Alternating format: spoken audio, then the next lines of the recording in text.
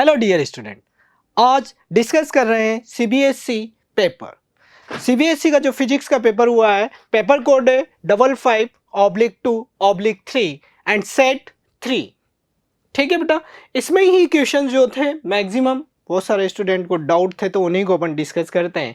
तो let's start. आपको paper दिया है तो आपको पता है ही सही कि क्या क्या पेपर में है और क्या क्या नहीं है। जनरल इंस्ट्रक्शंस आपका पेपर जो था वो 5 पार्ट्स में था, section A, B, C, D and E. ठीक है, 3 आवर्स आपको दिए गए थे। आगे पेपर में इंस्ट्रक्शंस कुछ कांस्टेंट की वैल्यू भी दी हुई थी। तो सेक्शन ए के अंदर एमसीक्यू क्वेश्चंस थे, उनकी बात करते हैं। Question number first, a long straight wire of radius a, यही दिया बेटा। लॉन्ग स्ट्रेट वायर दिया है, radius a, steady current I, the current is uniformly distributed across its area of cross section, the ratio of magnitude of magnetic field B1 at A/2 and B2 at distance 2a। आपको ratio find करना है। ठीक है, तो इसके लिए solve करते हैं। देखो क्या दिया हुआ है, ये ध्यान दें। दिया हुआ है आपके पास ये कंडक्टर है, कंडक्टर में क्रॉस सेक्शन एरिया। ठीक है, इसके लिए ये रेडियस है a, यहाँ पे यही बोला है बेटा। इसके बाद बोला गया है the current is uniformly distributed across its area, ratio magnitude of magnetic field B1 at A/2 distance, यानी कि ये हो गया बेटा इनसाइड, यही होगा A/2 डिस्टेंस। तो B इनसाइड कितना होता है formula, mu naught I R square upon 2 mu naught I R upon 2 R square, यही फॉर्मूला होता है। जब ये फॉर्मूला होता है तो इसमें वैल्यू क्या दी हुई है, म्यू नॉट आई आर की वैल्यू कितनी दी हुई है बेटा, जहां पे फाइंड करना है A/2, ये हो गया 2 और आर की जगह A स्क्वायर, रेडियस यही है। तो ये कितना हो गया आपके पास, म्यू नॉट आई, ए से एक A कटेगा, ये हो गया 4πA। ठीक है, और B कहाँ पे फाइंड करना है, एट डिस्टेंस 2a, यानी कि आउटसाइड। और B आउटसाइड पे फॉर्मूला लोगे तो क्या आएगा, म्यू नॉट आई अपॉन 2πA, यानी कि R, यही होगा। अब यहाँ पे A की जगह कितना, यहाँ R होता है और ये कितना दिया हुआ है 2a, मैं डायरेक्ट लिख दूं वैसे, म्यू नॉट आई अपॉन 2πR, और R की जगह कितना दिया हुआ है बेटा, डिस्टेंस कितनी दी हुई है 2a। तो ये वैल्यू कितनी हो गई आपके पास, म्यू नॉट आई अपॉन 4πA, यही हुआ। और रेशियो पूछा है B इन और B आउट, तो रेशियो कितना आ जाएगा, इसका फॉर्मूला भी म्यू नॉट आई अपॉन 4πA, वो भी म्यू नॉट आई अपॉन 4πA। तो रेशियो कितना आएगा, B इनपुट टू दी मतलब inside to the outside, ratio 1 आ जाएगा, दोनों कैंसिल आउट हो जाएंगे एक दूसरे से। तो फर्स्ट का आंसर आएगा आपका B, जिसका आंसर ऑप्शन 1 है। Number 2, the energy of photon of wavelength 663 nanometre, यहाँ पे ये वेवलेंथ दी हुई है और आपको फाइंड करना है एनर्जी। तो एनर्जी ऑफ फोटोन का फॉर्मूला कितना होता है बेटा, Sc/λ, यही होता है। ये लैम्बडा जो दिया हुआ है वेवलेंथ, ये दिया हुआ है किस में बेटा, 663 नैनोमीटर। तो यहाँ पे कितना हो जाएगा, 1240 इलेक्ट्रॉन वोल्ट नैनोमीटर। जब इसको कट करोगे और यहाँ पे ऑप्शंस किस में दिए हुए हैं, जूल में, तो इसको आप चेंज करोगे 1240 1.6 इंटू 10⁻⁻19 अपॉन 663, तो ये किस में आ जाएगा बेटा, जूल में। जब इस टर्म्स को सोल्व करोगे तो अप्रोक्सीमेटली 2.99, जिसको अप्रोक्सीमेटली आप क्या ले लोगे 3, तो आंसर आएगा आपका C। ठीक है, नेक्स्ट बात करते हैं, an electromagnetic wave is produced by, ये तो मैंने आपको टिक भी करवाया था, मैंने कहा ये क्वेश्चन बार बार पूछा जाता है। तो ये क्या है, produced by accelerated charge particles. तो देखते हैं क्या ऑप्शन है, moving with constant velocity no, constant speed no, moving with accelerations. ठीक है, यही आपका आंसर होगा। नेक्स्ट क्वेश्चन है, semiconductor device is connected in series with a battery, a ammeter and a resistance, a current flow in the circuit. If the polarity of battery is reversed, the current in the circuit almost becomes 0. The device is N. बेटा जब भी zero या reverse forward बाइस की बात करोगे तो किससे मिलकर बना होता है? पी टाइप और एन टाइप सेमीकंडक्टर दोनों होते हैं। तो यहाँ पे क्या आएगा ऑप्शन? PN junction diode. ठीक है, नेक्स्ट बात करें, the formation of depletion layer in a PN junction diode is due to, किसकी बात कर रहा है? पीएन जंक्शन डायोड में डिप्लेशन लेयर कब फॉर्म होती है? जब पी टाइप और एन टाइप सेमीकंडक्टर, पी से तो होल डिफ्यूज होंगे P2N और एन से इलेक्ट्रॉन डिफ्यूज होंगे N2P, that is diffusion of both electron and holes. It's a correct answer. Next is the radius of, इस पे भी मैंने कहा था बेटा ये इंपॉर्टेंट फॉर्मूला है, इस पे इसी टाइप्स के मैंने क्वेश्चंस भी किए थे, आपके एपीएसटी में भी दिए थे, जो फुल सिलेबस टेस्ट हुए थे अपने उसमें भी इस टाइप का मैंने क्वेश्चंस दिया है। आप चाहें तो उनको भी चेक कर सकते हैं, उसी पे ये क्वेश्चंस है।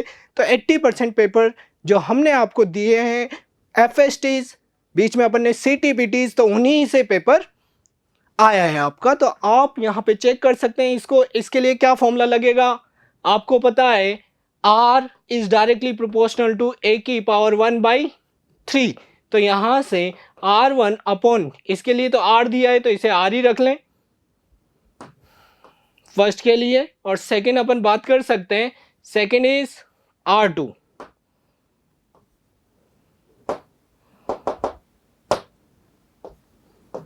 देन A, ये 1 है तो A1 upon A2 whole power 1/3। यहाँ पे इसकी बात करोगे तो ये तो R ही है बेटा। यहाँ पे बात करें R1 upon R2, A1 is 27, A2 is 125 whole over power 1/3। तो ये कितना हो गया बेटा? 3/5। तो R2 is equals to 5R/3। 5R/3 क्या आएगा इसका? 5R/3 में 5R/3, option A is correct. ठीक है, पावर रिमूव हो जाएगी बेटा ये। नेक्स्ट है an electric dipole of dipole moment, ये P दिया हुआ है आपके पास। Kilometre electric will experience a torque, the magnetic magnitude of electric field, सीधी सी बात है बेटा, टॉर्क दिया होता है, टॉर्क का फॉर्मूला कितना होता है? PE साइन थीटा, यही है। अब साइन थीटा की बात करोगे तो थीटा मैक्सिमम टॉर्क बोल रहा है, ये मैक्सिमम टॉर्क कब होगा? जब थीटा इक्वल्स टू 90 डिग्री। तो साइन 90 की वैल्यू ये तो हो गया 1। तो बचा टॉर्क, टॉर्क कितना दिया हुआ है? 6 इंटू 10⁻⁻4 इक्वल्स टू P दिया हुआ है 2 इंटू 10⁻⁻8 E, यही है बेटा। तो 2 से ये कट 3 टाइम्स, तो 3 इंटू, ये नीचे आएगा ऊपर जाएगा तो 10⁻4, 3 into 10⁻4, option C is correct answer.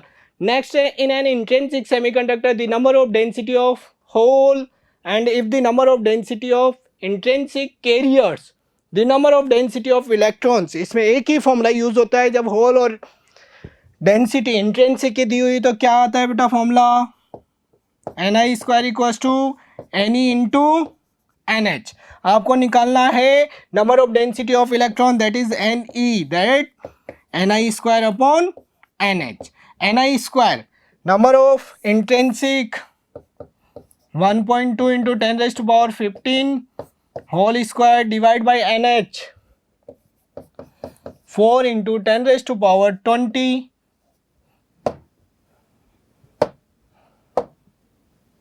Right. Solve करोगे तो अप्रोक्सीमेटली जो वैल्यू आएगी आपके पास कितनी आ रही बेटा?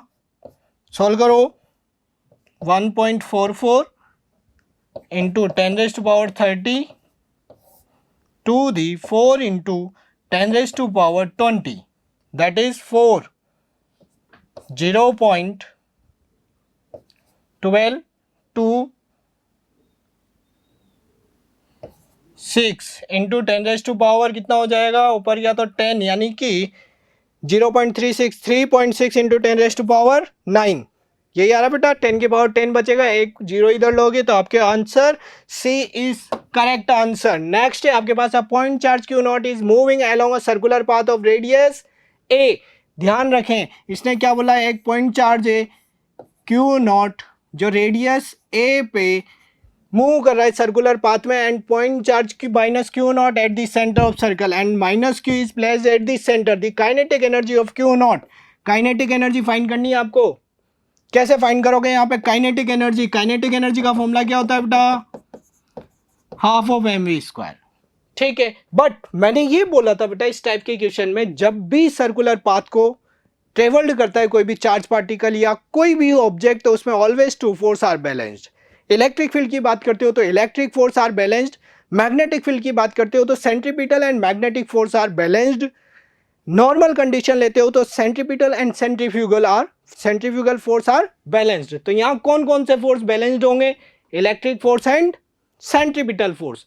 तो centripetal force is equal to electric force, centripetal force is mv square by r और electric force k Q naught upon A square.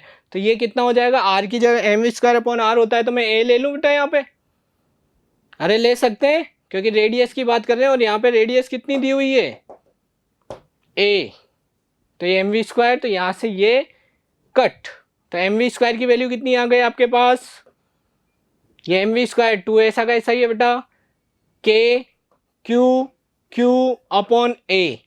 क्या इस फॉर्म में आंसर है? नहीं है। तो k की वैल्यू कितनी होती है? 1/4 पाई एप्सिलॉन नॉट, तो 4 × 2 8 pi epsilon naught a q naught. देखो q naught upon 8 pi epsilon naught a, क्या है आपका आंसर? b। ठीक है, क्योंकि a एक कैंसिल आउट हो जाएगा तो आंसर आएगा b। Next, the curve of binding energy per nucleon as a function of atomic mass number as a sharp peak of helium, this implies that helium nucleus. जब यहाँ पे sharp peak पे, इसका मतलब क्या होता है? ये स्टेबल होता है compare to its neighbouring atoms. मैंने कहा था इस चैप्टर में, छोटा सा चैप्टर था, आफ्टर डिलीट पोर्शंस को रिमूव कर दिया जाए तो वहाँ से मैंने क्वेश्चन जो आपको इंपॉर्टेंट टॉपिक बताए थे, मैंने कहा था एक तो साइज ऑफ न्यूक्लियस जिसपे अभी थोड़ी देर पहले क्वेश्चंस निकला है, एक बोला था न्यूक्लियर फोर्स, बाइंडिंग एनर्जी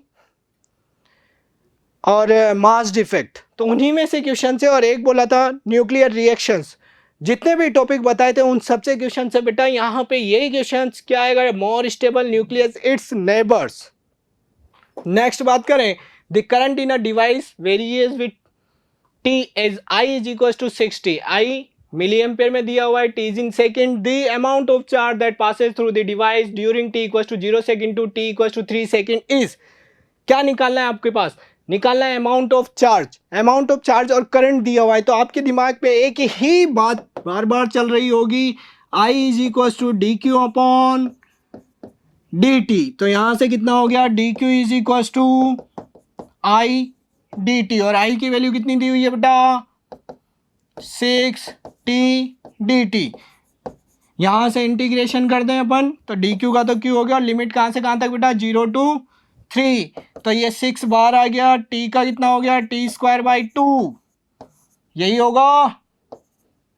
अरे बोलते चलो ताकि आपको सोल्व करने में मजा आए। 2 से 3 कट हुआ, 2 से 6 कट हुआ 3 टाइम्स, और ये हो गया 3 का स्क्वायर, 9 × 3 27, लेकिन किस में आएगा? मिली कूलम। क्यों? क्योंकि करंट किस में दी हुई है? Milli ampere. तो आंसर आएगा आपका C, 27 millicoulomb. Any doubt? No. Next दिया हुआ है, a ray of light travels at a distance 12 meter in a transparent sheet in 16 nanoseconds. The refractive index of the sheet is, क्या निकालना है? Refractive index find करना है। तो यहाँ पे बात करते हैं mu, refractive index mu is equal to c by v, right? C हो गया 3 × 10⁸, बट वी नहीं है, तो आपके पास है वी इज इक्वल टू, क्या होता है बेटा? Speed is equal to distance upon time. Distance है 12 मीटर और टाइम दिया हुआ है कितना? 16 नैनोसेकेंड। तो नैनो का मतलब 10⁻⁹, यही हुआ। 12 से 5 टाइम्स 10⁸, यानी कि 2 × 10⁸, यही हुआ मीटर पर सेकेंड। तो यहाँ पुट कर दोगे 2 × 10⁸, 1.5 answer B, right. Simple simple question थे, ऐसे कोई टफ क्वेश्चंस नहीं थे। तो बात करें cell of EMF is connected across external resistance R, क्या बोल रहा है, एक सेल है जिसपे एक्सटर्नल रेजिस्टेंस दिया हुआ है आर और इंटरनल रेजिस्टेंस भी दिया हुआ है। तो इंटरनल रेजिस्टेंस बैटरी के पास ड्रॉ किया, ये हो गया आपका एक्सटर्नल रेजिस्टेंस, ये स्मॉल आर, ये बैटरी पॉजिटिव नेगेटिव और इसका ईएमएफ ई, यही दिया हुआ है बेटा।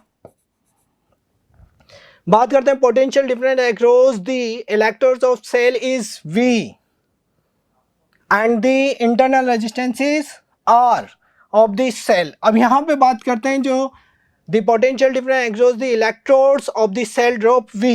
यहाँ पे V है, मानते हैं ये एक V है और यहाँ पे V डैश मान लो, या यहाँ पे V डैश मान लो, यहाँ पे V दिया हुआ है सेल के अक्रॉस, ठीक है। तो EMF कितना होता है बेटा, दोनों V प्लस V डैश इन्हीं के इक्वल होता है ना। अभी हम इनके इक्वल, क्योंकि जितना भी पोटेंशियल ड्रॉप है वो बैटरी का जो पोटेंशियल ड्रॉप है ईएमएफ दिया हुआ है उसी के सम के इक्वल होता है। तो ईएमएफ की बात करोगे यहाँ पे इलेक्ट्रिक फील्ड ई, ऐसा कैसा ही है, आपको निकालना क्या है, इंटरनल रेजिस्टेंस। तो इंटरनल रेजिस्टेंस की बात करोगे यहाँ पे ये हो गया आई आर, यहाँ पे हो गया वी दिया हुआ है वी डैश। तो ये वी डैश की बात करोगे बेटा, तो ये वी डैश यहाँ पे दिया हुआ है वी की फॉर्म में, ठीक है। यहां से आई आपने, ये हो गया E माइनस वी और ये हो गया आई आर। तो यहां से R इज इक्वल टू कितना हो गया, E minus we upon I, और I की वैल्यू कितनी होगी, E minus we upon V into R. तो ऑप्शंस क्या आएगा, डी। कंफ्यूज ना हो, इसको आपने V डैश मान लो या इसको V मान लो, इससे भी सोल्व कर सकते हैं। अब तो सही है, अब आपके दिमाग में ये नहीं आएगा कि ये कितना है, इस V को तो V रखा और इस I की वैल्यू मैंने क्या पुट कर दी, IR कर सकते हैं। तो ये वैल्यू पुट की, सोल्व किया, तो इक्वेशन क्या आएगी, E माइनस, वैसे मैंने बोला भी था ये इंटरनल रेजिस्टेंस का डायरेक्ट फॉर्मूला होता है E minus we upon v, या V इंटू आर, या फिर E minus we upon I is equal to V by r, ठीक है। नेक्स्ट बात करें, a ray of monochromatic light propagates in air is incident on surface of water, which of the following will be the same for the reflected and refracted ray. ये तो मैंने बार बार बोला था, और जब ऑप्टिक्स पढ़ाया भी था तो उसमें स्टार्टिंग में एक कर्व बताया था इस टाइप्स का, लाइट इंसिडेंट हुई तो क्या क्या हो सकता है, एक तो रिफ्लेक्टेड हो सकती है, एक रिफ्रैक्टेड होगी तो उसका पाथ चेंज होगा। तो क्या टर्म्स है जो इनमें चेंज नहीं होती, वो है फ्रीक्वेंसी, दोनों में, ठीक है। डायरेक्ट बताया था और वही क्वेश्चन डायरेक्ट आया भी है। नेक्स्ट बात की जाए, beam of electrons and protons are move parallel to each other. यहां पे सही ढंग से पढ़ना बेटा, एक इलेक्ट्रॉन है और एक प्रोटॉन है, यही है electron and this is protons, moves parallel to each other in the same direction. They सब सेम डायरेक्शन में, तो अपन तो करंट से रिलेटेड बात करते हैं, तो इलेक्ट्रॉन के अपोजिट करंट फ्लो होगी और करंट प्रोटॉन की डायरेक्शन में फ्लो होती है, बोथ आर सेम डायरेक्शन या अपोजिट। जब करंट अपोजिट होती है तो ये अट्रैक्ट करते हैं, रिपेल करते हैं। चैप्टर नंबर 4 का था, मैंने कहा था जब करंट सेम डायरेक्शन में होगी तो they are attracted, and current opposite direction then they are repel with each other. Then answer B, repel each other, right. Next assertion reason से अपन 15 क्वेश्चन कंप्लीट कर चुके हैं। नेक्स्ट 3 क्वेश्चन जो होंगे वो असर्शन रीजन में होंगे। तो यहाँ पे क्वेश्चन से आते हैं, ऑप्शंस आपको पता है, आपने पेपर दिए हैं, टेस्ट सीरीज दी है इससे पहले, तो आपको सब कुछ पता है। केवल अपन पेपर्स में जो आंसर दिए और क्वेश्चन दिए उनके आंसर को डिस्कस करते हैं। तो बात करते हैं, the Young's double slit experiment in all fringes are equal, absolutely right. जितनी भी है, यहाँ यंग्स डबल स्लिट एक्सपेरिमेंट की जगह सिंगल स्लिट होता तो वहाँ पे सेंट्रल वाली मैक्सिमम होती है और कंटिन्यूसली जो अवे फ्रॉम है उनकी विड्थ डिक्रीज होती है, इंटेंसिटी डिक्रीज होती है। But Young's double slit experiment में जितनी भी फ्रिंजेस है उनकी विड्थ सेम होती है, राइट। बात करें the fringe width depends upon the beta का फॉर्मूला क्या होता है, lambda D upon D, that is wavelength, this is wavelength, distance from the screen d and slit, right, both are correct। and ये जब पूरा correct है तो ये सब कांस्टेंट होने पे ही ये कांस्टेंट वैल्यू फाइंड होती है। तो a डिपेंड्स मतलब A correct, R correct and R correct explanations of A. That is the answer is A. Assertion दिया हुआ है diamagnetic substance exhibit magnetism. No, it's wrong.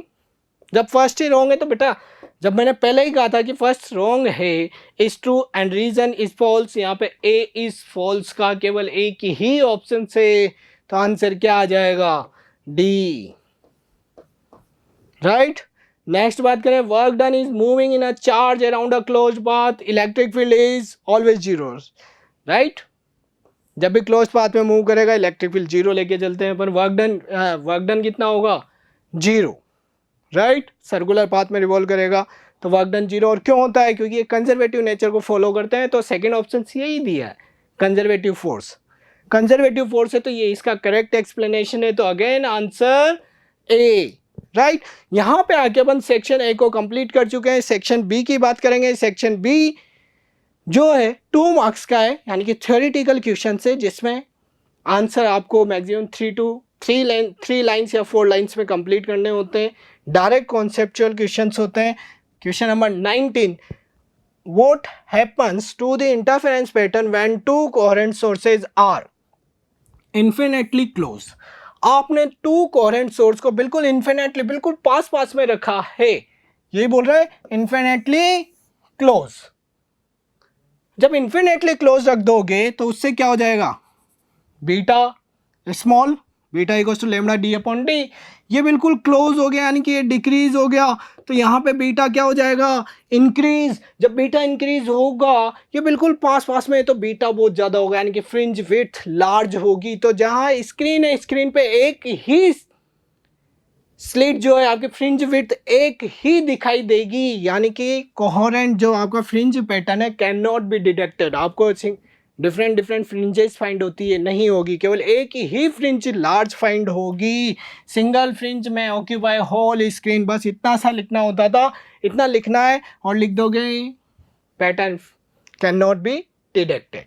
अब बात की जाए सेकंड की, far apart from each other. जब फार अपार्ट ईच अदर की बात होगी तो बीटा क्या हो जाएगा? Far apart very large. Very large होगा तो ये क्या हो जाएगी? ये वेरी लार्ज बी पार्ट, ये ए पार्ट का था और ये बी पार्ट के लिए बात कर रहे हैं, तो बी पार्ट में क्या हो गया? ईच अदर, वेरी लार्ज, तो ये हो जाएगी स्मॉल। जब बिल्कुल स्मॉल हो जाएगी तो क्या होगा बेटा?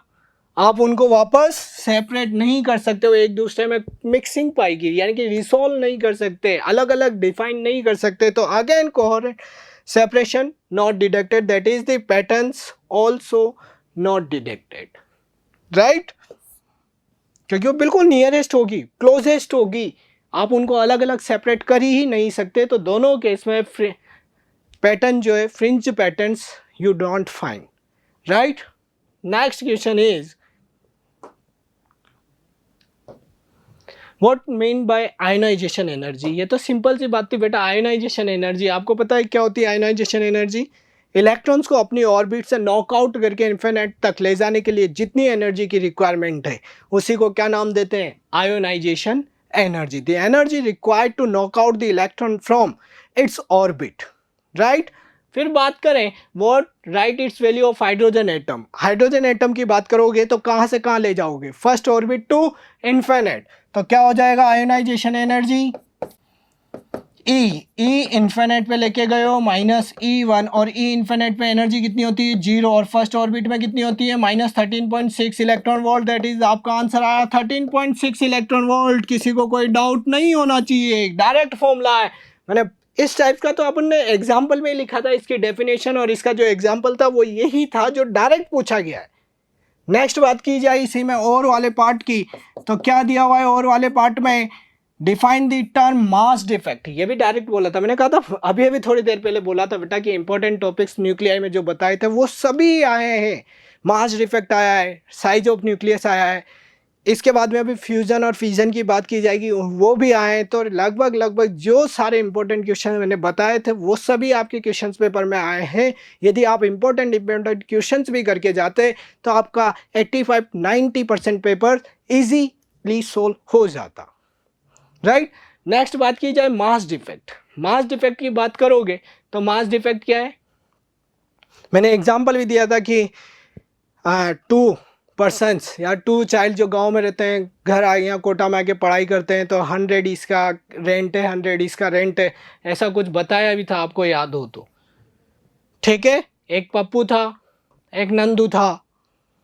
जब ये वापस यहाँ कोटा में आए तो इनका रेंट सेपरेट सेपरेट था। 100 में कुछ स्टोरी याद दिला रहा हूँ ताकि आपको कुछ याद आ जाए। 100 था तो टोटल हो गया 200। फिर जब ये थोड़े दिन रहे तो इन्होंने सोचा कंबाइंड रह लेते हैं, तो पप्पू और नंदू दोनों साथ साथ रहने लगे, तो अप्रॉक्सीमेटली इनका रेंट कम हो गया होगा और वो हुआ होगा 150। तो एक ने 75 पे किया, दूसरे ने भी 75 पे किया। तो मैंने आपसे बोला था that is this is the proton and neutron and this is nucleus. क्या मतलब हुआ इसका कि जब स्टेबल न्यूक्लियस होती है यानी कि प्रोटॉन और न्यूट्रॉन्स उसके अंदर कंबाइंड हो तो उसका मास लेस देन होता है compare to its components nucleons, और इनके मास में जो डिफरेंस है वही क्या होता है, मास डिफेक्ट। बोला था, वही क्वेश्चन आया है यहाँ पे। तो mass defect the difference in mass, the difference in mass sum of nucleons that is proton and neutron and mass of nucleus, ये तो हो गया मास डिफेक्ट। अब मास डिफेक्ट डेल्टा एम कैसे निकालोगे, मास ऑफ प्रोटॉन, और mass of proton ये तो सिंगल हुआ, नंबर ऑफ प्रोटॉन्स कितने होंगे Z, plus mass of neutron, neutron कितने हो जाएंगे A minus Z, this is the mass of nucleons minus mass of nucleus is called mass defect. And second term, how is related to stability of the nucleus? Stability का मतलब क्या हो गया, यहाँ पे जब ये कंबाइंड होते हैं बेटा तो इनके बीच में प्रोटॉन्स के बीच में इलेक्ट्रोस्टैटिक रिपल्सिव फोर्स एक्टेड होता है। उस फोर्स को ओवरकम करने के लिए इनको एनर्जी रिलीज करनी होती है और वो एनर्जी ही मास डिफेक्ट की फॉर्म में रिलीज होती है। ठीक है, यही आपको लिखना होता था, to overcome the electrostatic repulsive force between protons is stored as a mass defect। ठीक है, नेक्स्ट बात की जाए क्वेश्चन नंबर 21 की बात करोगे तो with the help of circuit diagram explain how a full wave rectifier, मैंने कहा था इस चैप्टर में इंपॉर्टेंट फुल वेव रेक्टिफायर है, या डिप्लेशन लेयर होगी, या एग्जाम्पल से रिलेटेड क्वेश्चंस हो सकते हैं सेमीकंडक्टर में। तो एग्जाम्पल से रिलेटेड क्वेश्चन नहीं था, लेकिन डिप्लेशन लेयर से पहले अभी थोड़ी देर बाद पहले अपन ने बात की थी एमसीक्यू में, वहाँ क्वेश्चन था। या फुल वेव और हाफ वेव रेक्टिफायर इंपॉर्टेंट लगाए थे, उनमें से फुल वेव रेक्टिफायर आपके पूछा गया है। Circuit diagram explain the how a full wave rectifier gives the output of rectifier across the both hall circuit. तो बात की जाए इसमें, एक तो सर्किट डायग्राम मैंने बोला था rectifier that is convert alternating current and voltage into direct current and voltage. तो आपको एसी सोर्स कनेक्ट करना होगा, दिस इज एसी सोर्स। इसको कनेक्ट करते हैं किससे, ट्रांसफॉर्मर कौन सा बेटा, स्टेप डाउन। जब फुल वेव रेक्टिफायर है तो how many diodes are connected, 2 diodes, this is D1 and this is D2, और यहाँ पे लोड रेजिस्टेंस कनेक्ट करोगे,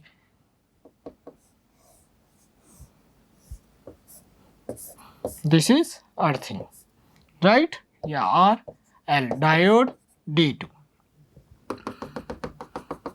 this is step down transformer. ठीक है,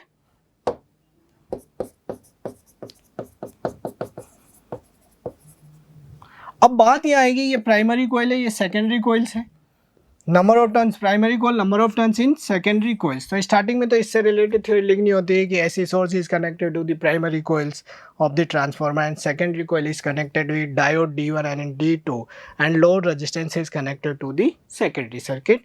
आफ्टर दैट आपको यहाँ पे एक्सप्लेन करना है इसकी वर्किंग से रिलेटेड। तो इनपुट की बात करें, वर्किंग में मैं पहले बात कर रहा हूँ इनपुट की, किसकी बात कर रहा हूँ बेटा, ये करंट है और वोल्टेज भी ले सकते हो। पहले बात करें इनपुट, तो ऐसी करंट आ रही है तो इनपुट कैसे फ्लो होगी, आपको पता है इनपुट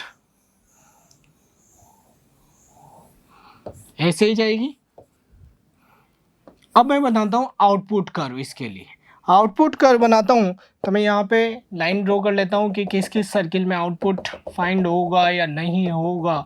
उन्हीं के भाई यही तो मेन है ना कि किस सर्किल में पॉजिटिव हाफ साइकिल में फाइंड होगा या नहीं होगा, नेगेटिव में फाइंड होगा या नहीं होगा। तो इनपुट सबसे पहली बात की जाए, first this is positive cycle ACA, first ऐसे जा रही होगी।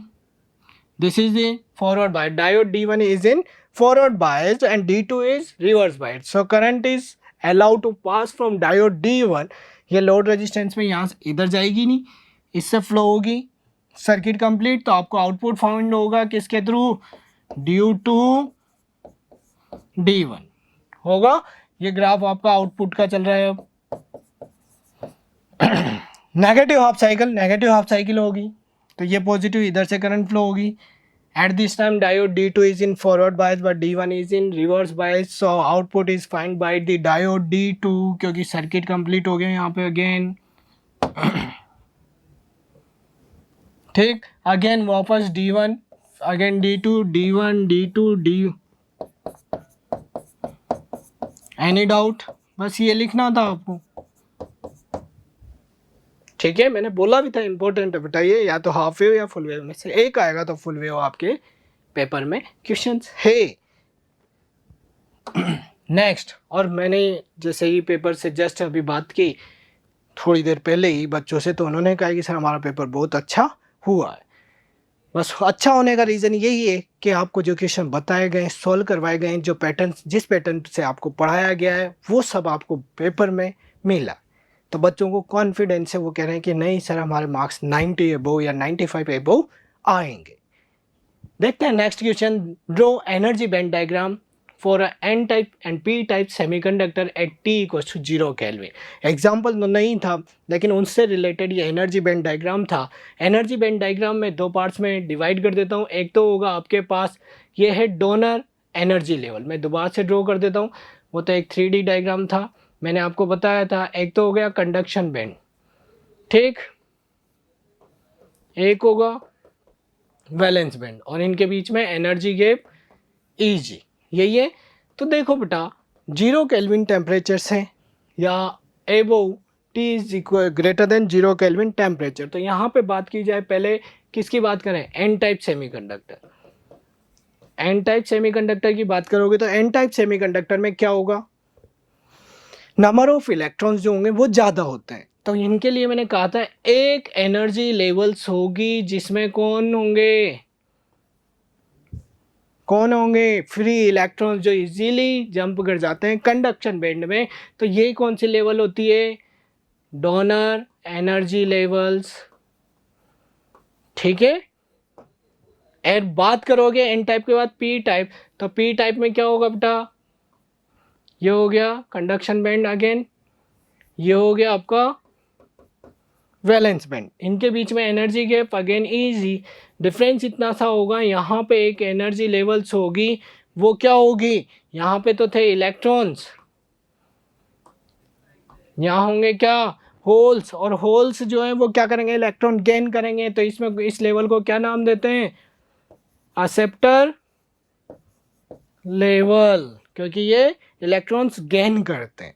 और acceptor level just above the valence band होगी और donor level just below the conduction band होगी। मैंने डिफरेंस में भी आपको याद कराया था कि पी टाइप और एन टाइप सेमीकंडक्टर में डिफरेंस आ जाए तो क्या क्या लिखने हैं। तो उसी से रिलेटेड बात करें तो यहाँ पे होगी डोनर लेवल और यहाँ होगी एक्सेप्टर लेवल्स, ठीक।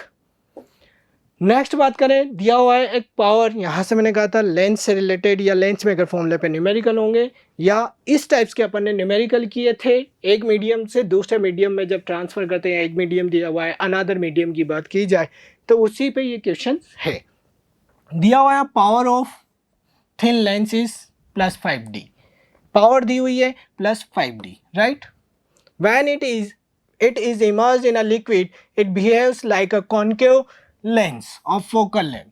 कॉन्केव लेंस दिया हुआ है, फोकल लेंथ, साइन कन्वेंशन मैंने कहा था कि वहाँ पे पेपर में जो होता है, आप इलेक्ट्रोस्टैटिक्स क्वेश्चन करते हो, मैग्नेट के क्वेश्चन करते हो और ऑप्टिक्स का क्वेश्चन बीच में आता है, तो साइन कन्वेंशन ना भूले। सबसे पहले आपके दिल और दिमाग में जब भी ऑप्टिक्स का क्वेश्चन सोल्व करो तो साइन कन्वेंशन यूज लेने आना चाहिए। तो यहाँ पे भी साइन कन्वेंशन का यूज होगा। तो कॉनकेव लेंस दिया हुआ है तो फोकल लेंथ क्या लोगे, पॉजिटिव या नेगेटिव? नेगेटिव। तो अभी नेगेटिव लेंगे जब इसको सेकंड मीडियम। पहले तो लोगे कंडीशन। कंडीशन क्या होगी, ये आपका लेंस है, एयर में प्लेस्ड है, एयर में प्लेस्ड है तो इसके लिए कंडीशन निकालोगे R1 R2। जब इसको मैं कहाँ लेके जाऊँ, it behaves emerge in a liquid, किसी लिक्विड में अंदर लेके गए। अब रे कहाँ से आ रही है, पहले एयर से आ रही थी, अब वाटर से लेंस पे आती है। तो यहाँ पे आपको केवल 2 केस लेना है, एक तो एयर वाला और एक लिक्विड वाला। ठीक। Calculate the refractive index of the liquid, given refractive index of glass is 1.5। Power दी हुई है तो पावर का फॉर्मूला कितना होता है, P इज टू 1/f, लेकिन ये किस में दी हुई है, सेंटीमीटर, तो ये कितना हो गया 100/f, ताकि मैं सेंटीमीटर में आंसर आ जाए। अदरवाइज आंसर किस में आएगा, मीटर में। तो ये हो गया 100/f, ये 5p, क्योंकि पावर का फॉर्मूला कितना हो गया, सेंटीमीटर में दिया हो तो 100/f, ये p 5 रखा, तो यहाँ से f की वैल्यू कितनी आ गई बेटा, डिवाइड होगा 20 सेंटीमीटर।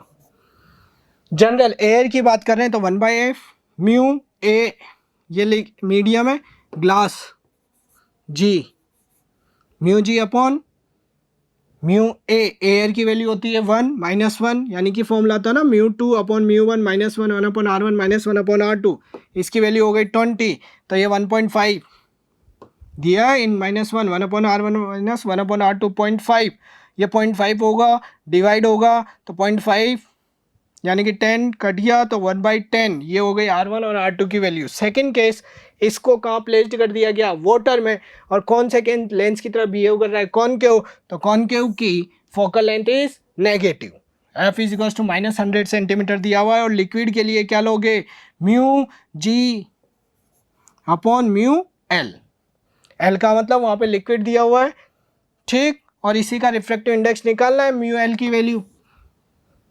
कोई डाउट, तो ये mu G upon mu L -1, तो इसमें आप नेक्स्ट लोगे, वैल्यू पुट करनी है और आप कुछ नहीं करना, तो यहाँ पे हो गया -1/100, 1/1.5 दिया हुआ है, ये म्यू एल लिक्विड जो था वो फाइंड करना है, -1 इंटू 1/10, तो 16 होगा,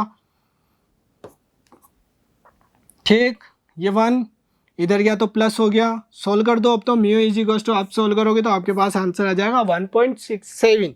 नॉर्मल क्वेश्चन जिस पैटर्न पे अपन ने क्वेश्चन किए थे उन्हीं में से ये क्वेश्चंस है। Briefly explain why and how a galvanometer is converted into an ammeter. बात करते हैं व्हाई।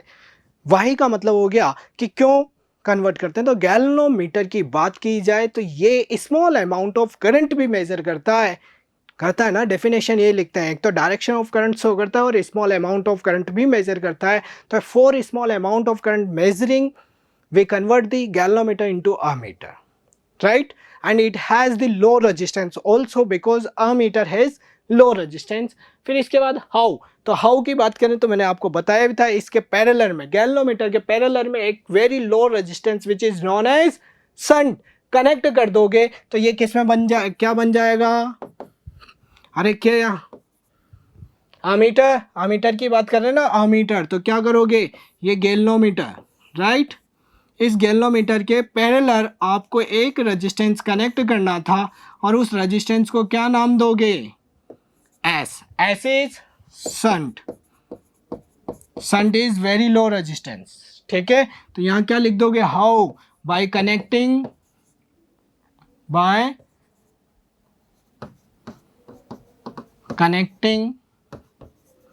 वेरी लो रेजिस्टेंस, ठीक है, वेरी लो रेजिस्टेंस, और वेरी लो रेजिस्टेंस क्या था, shunt, parallel to the galvanometer, parallel to galvanometer, ठीक है। अब बात की जाए इसमें कि इसका केवल यहाँ हाउ पूछा और इसकी वैल्यू कितनी होगी, क्या होगी, तो यहाँ से ध्यान दें, ये पूरा बन गया आपका अमीटर। अब इसमें करंट जो आ रही है, मान लो आई करंट आ रही है, गैल्वेनोमीटर में जाने वाली करंट आई जी है, तो इधर कितनी होगी, आई माइनस आई जी, यही होगी। जब ये करंट यहाँ फ्लो हो रही है तो यहाँ पे एक्रॉस पैरेलल है, तो potential across galvanometer and potential across shunt will be same, parallel combinations, then V is equals to IR, then IG and RG. RG is the resistance of galvanometer. Then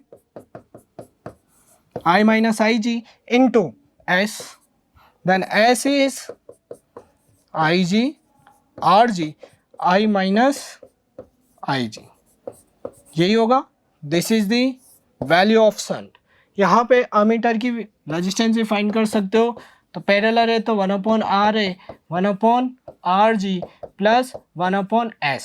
तो ये R है is equal to कितना हो जाएगा, RG dot S upon RG plus S. ठीक है, कोई doubt? वैसे नहीं होना चाहिए. Complete. Next, how are infrared waves produce. तो मैंने आपसे बोला था कि ये जो चैप्टर से आपके पास यहाँ से रटनी होगी. एक टेबल दी थी जिसे उन्होंने भी था, ट्रिक बोली भी थी, राम इनविजिबल है, UVX गार है. आपको अभी कुछ समझ में नहीं आ रहा होगा, लेकिन मैंने इसको याद करवाया था इसी ट्रिक से कि Ram RAM that is radio waves, microwaves. ठीक है, इनविजिबल है यानी कि infrared, visible.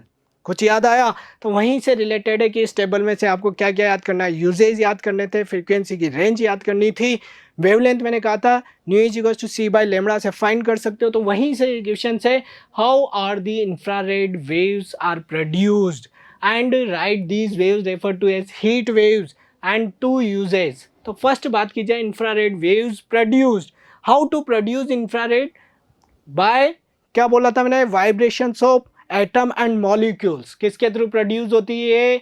Vibrations of atom and molecules. मैंने आंसर दिया भी इसका क्योंकि थ्योरेटिकल है, produce by vibrations of atom and molecules. And why is referred as heat waves. क्या होता है बेटा, जब ये वाटर मॉलिक्यूल्स पे ये वाइब्रेशन ऑफ हीट मॉलिक्यूल्स होंगे तो वाटर क्या करता है, एब्जॉर्ब कर लेता है एनर्जी को, और एनर्जी एब्जॉर्ब करके क्या हो जाएगा, heat up. That is they are radially absorbed by water molecules and most material after that which increase the linear thermal motions and they heat up the materials, right? Next बात की जाए usage. तो usage तो आपको पता है, therapeutic purpose, therapy वगैरह में भी यूज लिया जाता है, लॉन्ग डिस्टेंस फोटोग्राफी में भी इनको यूज लिया जाता है. इंफ्रारेड वेव्स, मैंने कहा था यूजेज आपको 2 या 3 याद करने, और इन्होंने 2 ही पूछे हैं, मैक्सिमम नहीं पूछे हैं. बहुत सारे स्टूडेंट ने कहा था कि सर अब मैक्सिमम यूजेज कितने याद करें. मैक्सिमम 2 या 3 आप ये लर्न कर लें, लेकिन एवरी वेव्स जितनी भी है उन सबके याद करें. नेक्स्ट पूछा है X ray. How are X ray produce. यहाँ पे पहले पूछा था इंफ्रारेड जो था vibration of atom and molecules. Next पूछा है एक्सरे. तो एक्सरे किससे प्रोड्यूस होती है? Bombarding of target high atomic number with a beam of fast moving electrons. Right, fast moving electrons bombarding करेंगे टारगेट्स पे, तो वहाँ जो वेव्स प्रोड्यूस होती है वो होती है एक्सरे. और एक्सरे में यूजेज की बात करो तो आपको पता है ही सही, एक्सरे कब करवाया जाता है? Diagnostic tool in medicine and radiotherapy, both are medical purpose usages. Right, next question है, ये थ्योरेटिकल है, आपको याद रखना था. मैंने कहा था इस चैप्टर से 2 या 3 मार्क्स के क्वेश्चन होंगे, तो 2 मार्क्स के क्वेश्चन आपके सामने हैं. Section C. सेक्शन सी की बात की जाए तो 3 मार्क्स वाले क्वेश्चन आ चुके हैं, जिसमें क्वेश्चन नंबर 26 की बात करोगे तो यहाँ क्या दिया हुआ है, a ray of light is refracted by a glass prism. किससे? Ray of light is refracted by a glass prism obtain. Glass prism की बात कर रहे हैं. मैंने कहा था इस चैप्टर में क्या क्या इंपॉर्टेंट बताया था, आपको पता है. मैंने आपको व्हाट्सएप पे इसकी पिक्स भी सेंड की थी, ओवरऑल चैप्टर्स के इंपॉर्टेंट टॉपिक्स. तो इस चैप्टर में मैंने कहा था लेंस मेकर फॉर्मूला, जिस पे अभी न्यूमेरिकल था पहले. ठीक है, lens maker formula, single curve surface formula, और बोला था फिर न्यूमेरिकल्स या डेरिवेशन प्रिज्म नहीं छोड़ के जाना है और ऑप्टिकल इंस्ट्रूमेंट छोड़कर नहीं जाना है, क्योंकि उन पे क्वेश्चंस होंगे. तो यहाँ पे प्रिज्म, इससे पहले लेंस मेकर फॉर्मूले पे भी था. इस चैप्टर में मैंने कहा था प्रिज्म नहीं छोड़ना है, तो प्रिज्म पे डेरिवेशन पूछा गया है 3 मार्क्स का बेटा, 3 मार्क्स. यहाँ तक कि ऑप्टिकल इंस्ट्रूमेंट से रिलेटेड भी क्वेश्चन है आपके पेपर में. अभी फर्दर क्वेश्चन जो आएंगे वो ऑप्टिकल इंस्ट्रूमेंट के आएंगे. तो मैंने कहा था ये चैप्टर इंपॉर्टेंट है. सब आपको भी पता था, आपने पूछा था चैप्टर बहुत बड़ा है, क्या क्या पढ़े. मैंने कहा था बेटा ज़्यादा पढ़ने की जगह आप 10th वाले पोर्शंस को रिमूव करो, जो 12th में न्यू वाला पार्ट है, जैसे lens maker formula, single curve surface formula, prism, यहाँ तक कि ऑप्टिकल इंस्ट्रूमेंट उन पे एक क्वेश्चन होगा, कहीं चाहे 3 मार्क्स में, और बड़ा क्वेश्चन होगा 3 मार्क्स या 5 मार्क्स में पार्ट्स वाला जो क्वेश्चन होगा वहाँ होगा, तो वही है। तो बात करते हैं रे of light is reflected by glass prism, क्या निकालना है, refractive index of the glass in terms of mu निकालना है ए और डेल मिनिमम की फॉर्म में, यानी कि ये तो आपको पता है क्या निकालना है, म्यू डेल और ए की फॉर्म में क्या आएगा, साइन ए प्लस, लेकिन डिराइव करना है, अभी तो मैं केवल लिख रहा हूँ साइन ए बाई 2, 3 मार्क्स का है तो डायरेक्ट ये ना लिखे, पूरा डिराइव होगा। डिराइव होगा तो आपको पहले डायग्राम बनाना होगा और 1 बाई 1 स्टेप्स सोल्व करते हैं। मैंने कहा था ये ट्रायंगल, ट्रायंगल का मतलब प्रिज्म, यहाँ से इस पे रे आके इंसिडेंट होगी, angle A is angle of prism, यही था बेटा। अब यहाँ से इंसिडेंट लाइट, यही है इंसिडेंट लाइट। अब ये one medium to another medium में जैसे ही ट्रेवल होगी क्या होगा, इसका पाथ चेंज होगा, यही होगा। कहाँ जाएगा ये हो गया आपका नॉर्मल। नॉर्मल क्या होगा, ये नॉर्मल है, इस वाली साइड ये नॉर्मल होगा, नॉर्मल ऑफ परपेंडिकुलर। तो ये जब रे टू डेंसर होगी तो बैंड होगी टुवर्ड्स नॉर्मल, जब टुवर्ड्स नॉर्मल बैंड हुई, ठीक। अब डेंसर टू रे तो अवे फ्रॉम टू नॉर्मल, यही होगा, ये अवे फ्रॉम टू नॉर्मल। ये एंगल हो गया ई, ये एंगल हो गया i, this angle is R1 and this is R2, और इसको आप बैक साइड में मिलाओगे तो यहाँ पे ये एंगल हो गया डेविएशन एंगल, यही था बेटा। तो ये वाला एंगल मैंने कहा था कितना होगा आपका I माइनस R1, और ये वाला एंगल कितना होगा I माइनस R2। कोई डाउट, यही बात की थी आपने। अब इसमें बात करते हैं डेरिवेशंस की। डेरिवेशंस की बात करोगे तो यहाँ पे क्या आएगा, ध्यान दो, मैं इसको नाम दे देता हूँ P एंड Q। तो ट्रेपेजियम मान लो इसको A P, इसको O मान लो O Q, इसमें angle A plus angle P O Q कितना होगा बेटा, 180 डिग्री, यही होगा ना। तो यहाँ किसी, मैंने कहा था किसी की भी वैल्यू निकाल लो, आपकी इच्छा हो उसकी, ओ पी क्यू की निकाल लो, कितना हो गया 180 माइनस एंगल ए, डायरेक्ट ए लिख दो, दिस इज द इक्वेशन 1।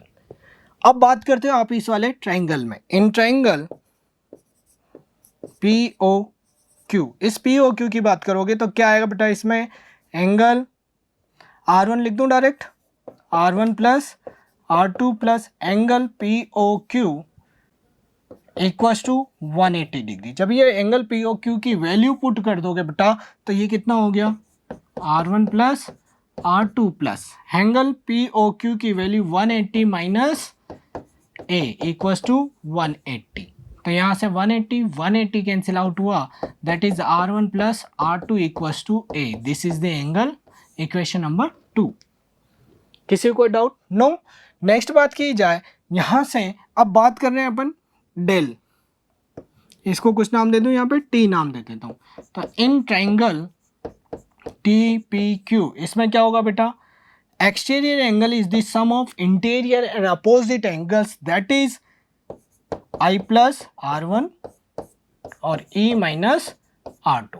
तो इससे कितना हो गया बेटा, ये आई प्लस ई, और ये बीच में माइनस, या माइनस ले लो, R1 प्लस R2, मैंने माइनस कॉमन ले लिया, तो del I plus E minus, ये R1 R2 की वैल्यू बाई इक्वेशन 2 से पुट करोगे तो A, तो यहाँ से कितना आ गया बेटा, del plus A is equals to I plus E, this is the prism equations. यहाँ तक तो ये बात हुई। अब इसके बाद मैंने कहा था यहाँ पे कंडीशन लगेगी। कंडीशंस क्या होगी, जैसे ही आप एंगल आई को इंक्रीज करते हो तो क्या होता है, इसको हटा दे बेटा, ये तो फाइनल रिजल्ट है, अपने आप आ जाएगा।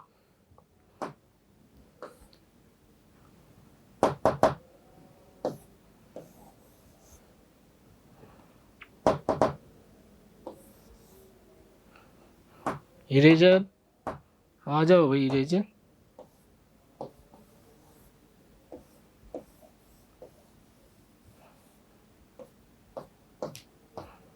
नेक्स्ट बात की जाए, मैंने कहा था जैसे जैसे आप एंगल आई और डेल मिनिमम में, ये डेल था ये आई था, तो इसका ग्राफ कैसे फाइंड होता है, ये जहाँ पे ये मिनिमम पॉइंट्स होता है ये यहाँ पे क्या होता है बेटा, आई इज इक्वल्स टू ई और ये वैल्यू होती है डेल मिनिमम। यानी कि जैसे ही आप एंगल आई को इंक्रीज करते हो, फर्स्टली डेल डिक्रीज होगा and after some time i increase और डेल ऑल्सो इंक्रीज। और जब ये डेल मिनिमम की बात करते हैं, एट डेल मिनिमम क्या कंडीशन फाइंड होती है बेटा, first angle i is equals to angle e, second होगा P Q parallel to B C, और इस वाले केस में R1 इक्वल्स टू R2 जिसको आप R मान लेते हो। यही बात की थी अपन ने, अरे यही की थी ना जब मैंने डेरिवेशन करवाया था। तो यहाँ पे जब ये इक्वल हो गए तो अब यहाँ से आ जाओ, R1 equals to R2 by equation 2, यहाँ पे R प्लस R लिख दोगे तो R की वैल्यू कितनी आ जाएगी, A/2, यही होगा equation number, this is 3 and this is 4। और बाई इक्वेशन अब I और E इक्वल करना है तो यही है, तो बाई इक्वेशन 3/3 क्या लिख सकते हो, I और E दोनों इक्वल हो गया तो यहाँ से 2I, यानी कि मैं direct I equals to del upon ये लिख दूँ,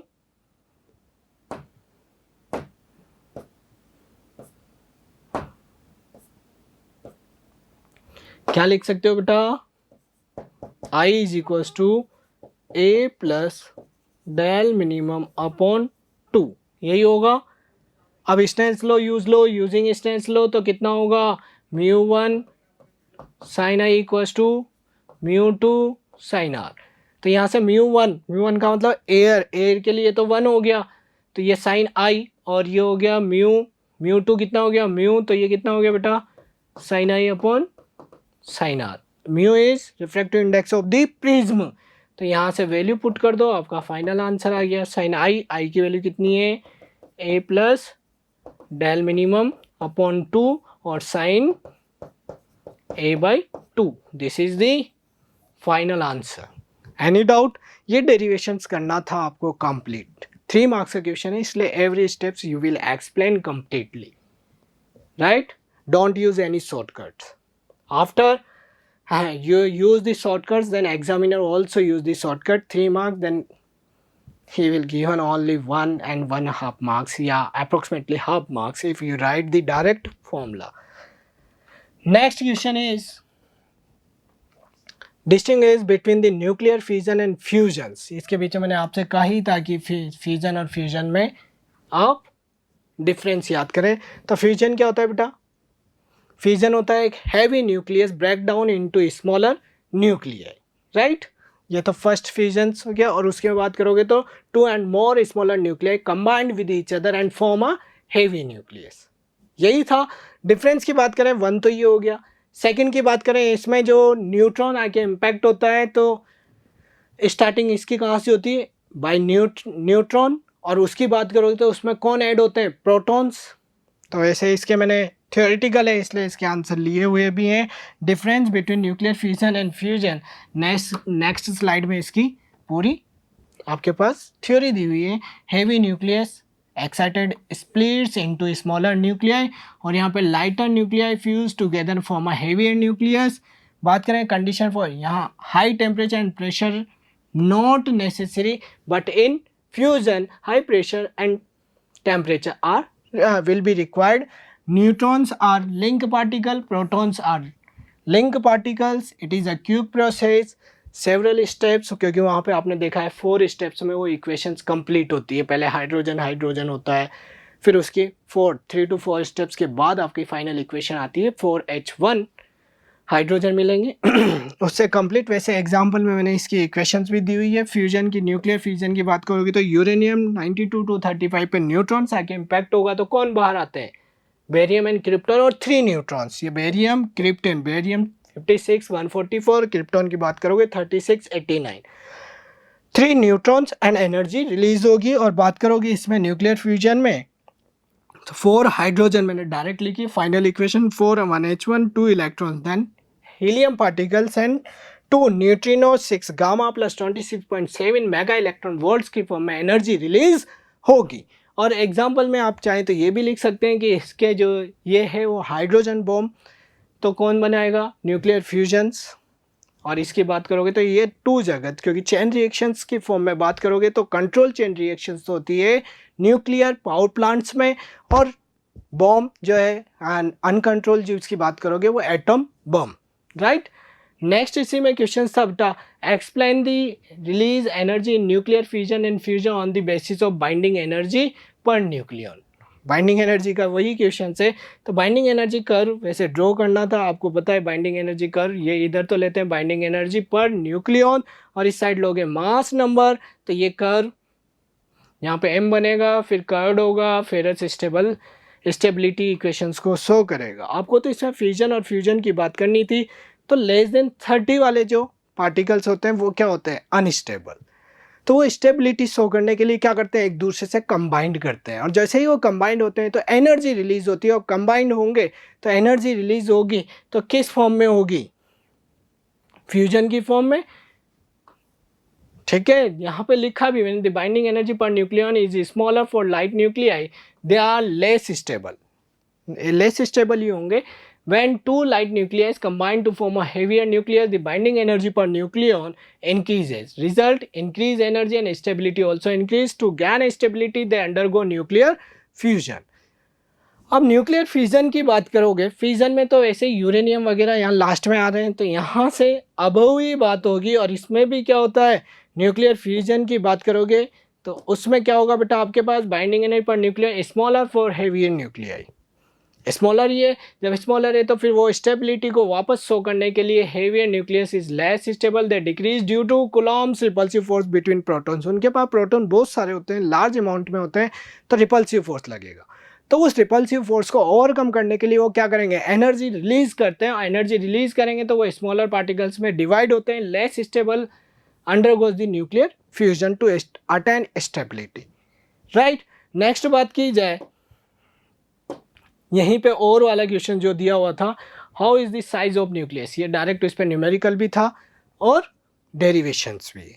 देखो वही क्वेश्चंस दो बार पूछा गया है, यहाँ डिराइव करते हैं वहाँ न्यूमेरिकल कर लेते हैं। Right the relation between the radius and mass number of nucleus, और सेकेंड दिया हुआ इसी के अंदर प्रूव डेंसिटी न्यूक्लियर इंडिपेंडेंट, दोनों ही पूछे गए हैं, जस्ट एक के बाद एक जो टॉपिक्स करवाए थे। तो इसकी बात करोगे तो इसमें तो अपन ने वैसे मैंने कर भी रखा है, otherwise direct R is that is the radius experimental observe the volume of the nucleus is directly proportional to its mass number, that is volume 4/3 pi are cube, mass number is A, यही बोला था मैंने, v is directly proportional to A, and v की value put करोगे 4/3 pi are cube. तो यहाँ से r की ये कांस्टेंट है, तो ये r इक्वल टू कितना हो गया, r equal directly proportional to a की पावर 1/3 लिख सकते हैं, क्योंकि वो प्रोपोर्शनल है। जैसे इसको रिमूव करोगे तो r नॉट आएगा, तो r is equal to r not a की power 1/3।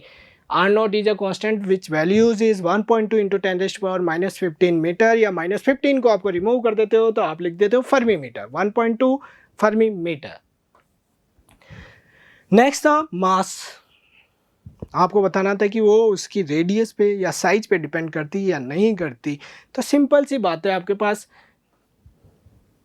Density is equals to mass per unit, मैं तो डायरेक्ट इसकी बात करूंगा, nuclear density is equals to mass of nucleus to the volume of the nucleus. जब mass of nucleus की बात करोगे तो ma यही होगी वैल्यू, और वॉल्यूम की बात करोगे तो 4/3 पाई आर क्यूब। जब r की बात करोगे बेटा तो r की वैल्यू जस्ट इससे पहले निकाली थी अभी आपने, ये यहाँ पे मैंने सोल्व भी कर भी रहा है, 4/3 pi are cube, r is equal to r not a की पावर 1/3, तो r तो क्यूब हो जाएगा और a रिमेनिंग रहेगा, तो यहाँ r नॉट और a, तो ये a से a उड़ गया, 3m/4 pi r not cube. तो यहाँ क्या पता लग रहा है आपको, clearly density is independent of किस पे डिपेंड, इंडिपेंडेंट, क्योंकि यहाँ पे मास नंबर आया, फॉर्मूले में कहीं नहीं आया, तो ये मास नंबर पे डिपेंड नहीं करेगा। आर नोट की बात करें तो ये आर नोट कॉन्स्टेंट है 1.2 इंटू 10⁻⁻15 मीटर, साइज नहीं है तो ये इस पे आर पे भी डिपेंड नहीं करेगा, ठीक है। Next, two charged conducting sphere of radius a and b are connected to each other by wire. Find the ratio of the electric field at their surface. बात की जाए find the ratio of electric field at their surface, तो यहाँ पे क्या दिया हुआ है, मैं डायग्राम बनाऊँ, ऐसे मैंने यहाँ कर रखा है, उन्होंने दो कंडक्टिंग स्पेयर दिए हुए हैं ए एंड बी और वायर से कनेक्टेड हैं। मैं नेक्स्ट पेज पे बना देता हूँ क्योंकि वहाँ लिखा भी है आपके पास ये two conducting spheres A and B, radius is A and radius is B, यही बोल रहा है बेटा। और इनको कनेक्ट किया है एक वायर से। तो इन पे इलेक्ट्रिक फील्ड की बात करोगे तो इलेक्ट्रिक फील्ड का फॉर्मूला कितना होता है, E इज इक्वल टू के क्यू अपॉन आर स्क्वायर, और के की वैल्यू 1/4πε0, क्यू ए की बात करोगे अभी मैं जनरल लिख रहा हूँ आर स्क्वायर, तो क्यू अपॉन 4πε0 आर स्क्वायर, यही होगा। मैंने रेशियो लिया ई ए और ई बी की, तो ये क्यू ए, इस पे चार्ज मान लो क्यू ए है, इस पे चार्ज क्यू बी है, 4π क्यू ए अपॉन 4πε0, इसकी रेडियस ए, तो ए स्क्वायर ये इन्वर्सली प्रोपोर्शनल हो जाएगा q B B square into 4πε0, तो यहाँ से ये तो रिमेनिंग रहेगा 4πε0 कट होगा, तो Q A upon Q B B square upon A square. अब चार्ज कब तक ट्रांसफर होगा, जब तक कि उनका पोटेंशियल सेम नहीं हो जाता। तो charge is equal to Q is equal to C V, formula होता है। तो यहाँ से क्यू ए, ये हो गया ए, ये सी वी यानी कि ए वी, क्यू बी की बात करोगे Q B C B V, यहाँ से वी से वी कट। अब कैपेसिटेंस की बात करोगे तो कैपेसिटेंस किस पे डिपेंड करता है, उनकी शेप साइज पे, यानी कि Q is directly proportional to shape and size, that is the radius, that is the C A is directly proportional to N and C B is equal to B. तो यहाँ से इसकी value यहाँ put की तो Q A and Q B की value कितनी आ गई, ए बाई बी। यहाँ पुट करोगे ए से ए कट, बी से बी कट, तो आ जाएगा बी बाई ए, राइट। इसी के बाद इसी में नेक्स्ट क्वेश्चन क्या था, और में a parallel plate capacitor of capacitance C charge by a battery V, एक पैरेलल प्लेट कैपेसिटर है जिसको चार्ज किया हुआ है, capacitance C, cross section area A, and battery की बात करोगे V, देन डिस्कनेक्टेड, और बैटरी से डिस्कनेक्ट करके uncharged capacitor B is capacitance 2C, direct इसको ये कैपेसिटेंस हो गया 2C, और ये है B is connected across A, find the ratio final charge on A and B and electrostatic energy stored in A and B finally and that stored in A initially। Ratio निकालना है energy stored का, ठीक है, कोई दिक्कत नहीं है इसमें। जब कनेक्ट किए गए हैं तो उनकी एनर्जी, सबसे पहले आप कॉमन पोटेंशियल निकालो, क्योंकि जब तक ही चार्ज ट्रांसफर होता है जब तक कि कॉमन मतलब पोटेंशियल जो होगा वो इक्वल ना हो। तो V is equal to formula ये direct C1V1 plus C2V2 upon C1 plus C2, तो कॉमन पोटेंशियल निकाला C1 तो CV ही है, लेकिन दूसरा कितना हो गया C2 इंटू वी, और ये जीरो क्यों लिया गया है, क्योंकि वो बैटरी से डिस्कनेक्ट कर दिया गया है। जब बैटरी से डिस्कनेक्ट कर दिया तो ये जीरो हो गया, तो ये कितना हो गया 2CV, यहाँ से ये कैंसिल, तो C से C cut, V/3 it's a common potential charge, Q is equal to CV, ये होता है ना formula Q is equal to CV, तो C V is V/3, B पे बात करोगे तो C is 2C into V/3, क्योंकि कैपेसिटेंस की वैल्यू 2C दी हुई है। दोनों का रेशियो लोगे चार्ज का तो ये कट होगी ओवरऑल वैल्यूज, बचेगा क्या 1/2। अब एनर्जी स्टोर, ये तो फर्स्ट हो गया। सेकेंड एनर्जी की बात करोगे तो initial energy half of CV square, general formula, single charge है। सेकेंड वाले की बात करोगे तो उसके एक्रॉस क्या कर दिया, एक 2C कैपेसिटर कनेक्ट किया था, तो 1/C, ये तो है इसे C V स्क्वायर, तो C V कितना हो गया V/3, और C की जगह कितना हो गया 2C and V/3 this, then final कितना हो गया CV स्क्वायर अपॉन 18, देख लो यहाँ से 9 इंटू 2 18, 3 का स्क्वायर 9, 2 से 2 कट 9, सोल्व करोगे हाफ ऑफ CV स्क्वायर, जब दोनों का रेशियो लोगे 2 से ये कट गया 3 टाइम्स, तो 1/3, राइट। नेक्स्ट है क्वेश्चन नंबर 29 में दिया हुआ है, 28 कंप्लीट हो गया, ठीक है। 29, a potential difference V is applied across a conductor of length L, cross sectional area A, briefly explain how the current density J in the conductor will be affected if. कब affected की बात करनी है, जब potential difference double कर दिया है, first case, and second, और किसकी बात करेंगे, करंट डेंसिटी, और सेकेंड करना है conductor gradually stretched to reduce its cross section area. इसमें तो मैंने कहा था जब भी ऐसी कोई बात आती तो वॉल्यूम कांस्टेंट लेके चलना होता है, तो A1 V1 equal to A2 V2 करके वैल्यू निकालेंगे, और एरिया हो गया A/2, then the same potential difference V is applied across it. सबसे पहले V is equal to I R, क्योंकि करंट डेंसिटी का फॉर्मूला ये ऊपर चला गया, ये I/A, J equal to I/A, यही होगा, ये भी ऊपर शिफ्ट कर दो। V equal to I R, I is equal to V/R, तो J इक्वल टू I/A होता है, तो I की वैल्यू V/R पुट कर दोगे तो V/RA, ये सब ऊपर है बेटा, है ना, J इक्वल टू V/RA, यही होगा। तो यहाँ पे ध्यान दो, V तो कांस्टेंट है, यहाँ से आपको पता लग रहा है कि J is directly proportional to V, V just कितना कर दिया गया, डबल, तो करंट डेंसिटी भी क्या हो जाएगी, डबल। अरे होगी, तो Z equal to 2J, current density भी डबल हो जाएगी। नेक्स्ट पूछा गया है, इसको स्ट्रेच्ड किया गया है, तो मैंने कहा था वॉल्यूम के लिए आपको V equal to V dash, यहाँ बात करोगे वॉल्यूम, ये वॉल्यूम है बेटा, पोटेंशियल ना समझे, ठीक। वॉल्यूम की बात करोगे AL, तो ये हो गया A डैश L डैश, क्योंकि वॉल्यूम कांस्टेंट लेना होता है इसमें। जैसे इसको स्ट्रेच्ड करोगे तो इसकी लेंथ इंक्रीज होगी तो डायामीटर डिक्रीज होगा, बट वॉल्यूम उतना ही होता है। तो AL, A dash L dash, यहाँ पे ये AL, this is A/2, A से A cut, L dash is equal to 2L, यही होगा। तो यहाँ से R इज इक्वल टू कितना हो गया, रो L/A, तो R dash equal to rho L dash upon A dash, तो इस L डैश की वैल्यू तो कितनी है आपके पास, 2L, A डैश से A/2 सोल्व करोगे, ये हो गया 8, मतलब 2 4 रो L/A, क्या आएगा ऐसे, 4 रो L/A, और इस 4 रो L/A, इस रो L/A को क्या लिख सकता हूँ, R, तो R डैश कितना हो गया, 4R, यही हुआ। J इक्वल टू वापस I/A, I is equal to V/R, तो यहाँ पे अब ध्यान दो बेटा, वैल्यू किस किस की चेंज होगी, V तो वही है, R डैश A डैश, क्योंकि दोनों चेंज हो रहे हैं, तो R डैश और A डैश की बात करोगे तो R डैश कितना है 4R, A डैश कितना है A/2, पुट कर दिया, यहाँ से 2 तो 2R है, यानी कि ये कितना हो गया, J/2, क्योंकि डिवाइड हो रहा है 2 से, क्योंकि यहाँ पे इससे पहले लोगे तो रेजिस्टेंस J का फॉर्मूला है ना, और इसमें अब क्या आ गया, divide by 2, that is J/2, that is current density decrease by decrease, कितनी हो जाएगी, हाफ।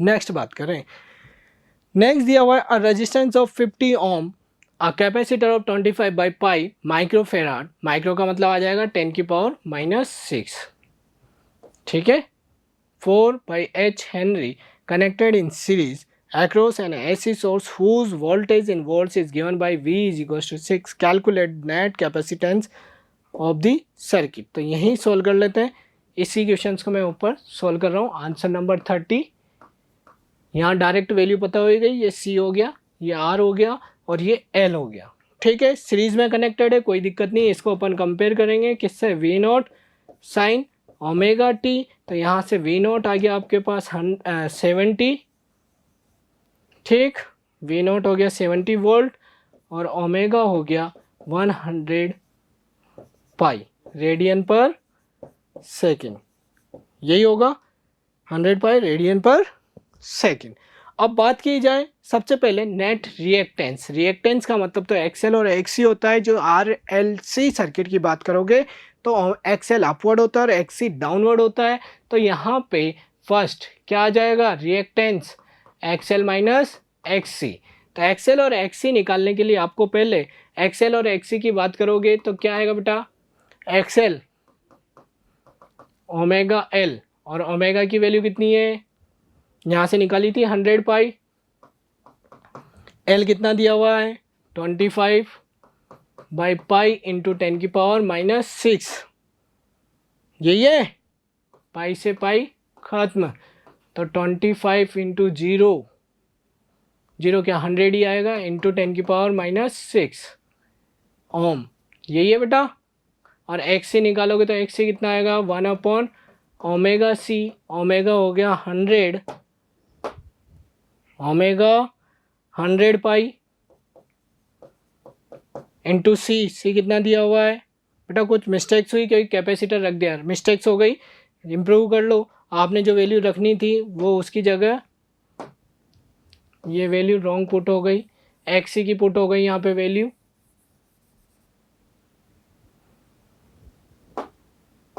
ये C है, ये L है, इंडक्टर है तो कितना आएगा 4/पाई, तो पाई से पाई उड़ गया तो 400 ohms आया।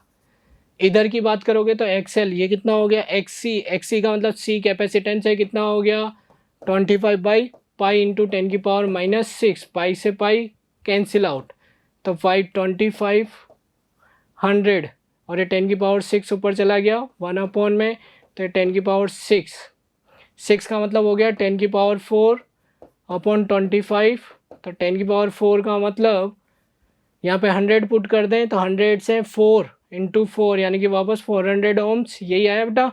जब 400 ohms ही हो गया, 400 ohms वो हो गया, तो ये कितना हो जाएगा 400 - 400 इक्वल्स टू 0। जब ये 0 हो गया, नेक्स्ट निकालना है इम्पेडेंस। इम्पेडेंस का फॉर्मूला कितना होता है यहाँ पे, Z equals to √/R² equals to XL minus XC का होल स्क्वायर। तो ये कितना हो गया, R कितना दिया हुआ है बेटा 50, यानी कि 50 का स्क्वायर प्लस 0, ये तो 0 हो गया क्योंकि XL माइनस XC पहले भी निकाल चुके हैं, तो आंसर आएगा 50 ओम।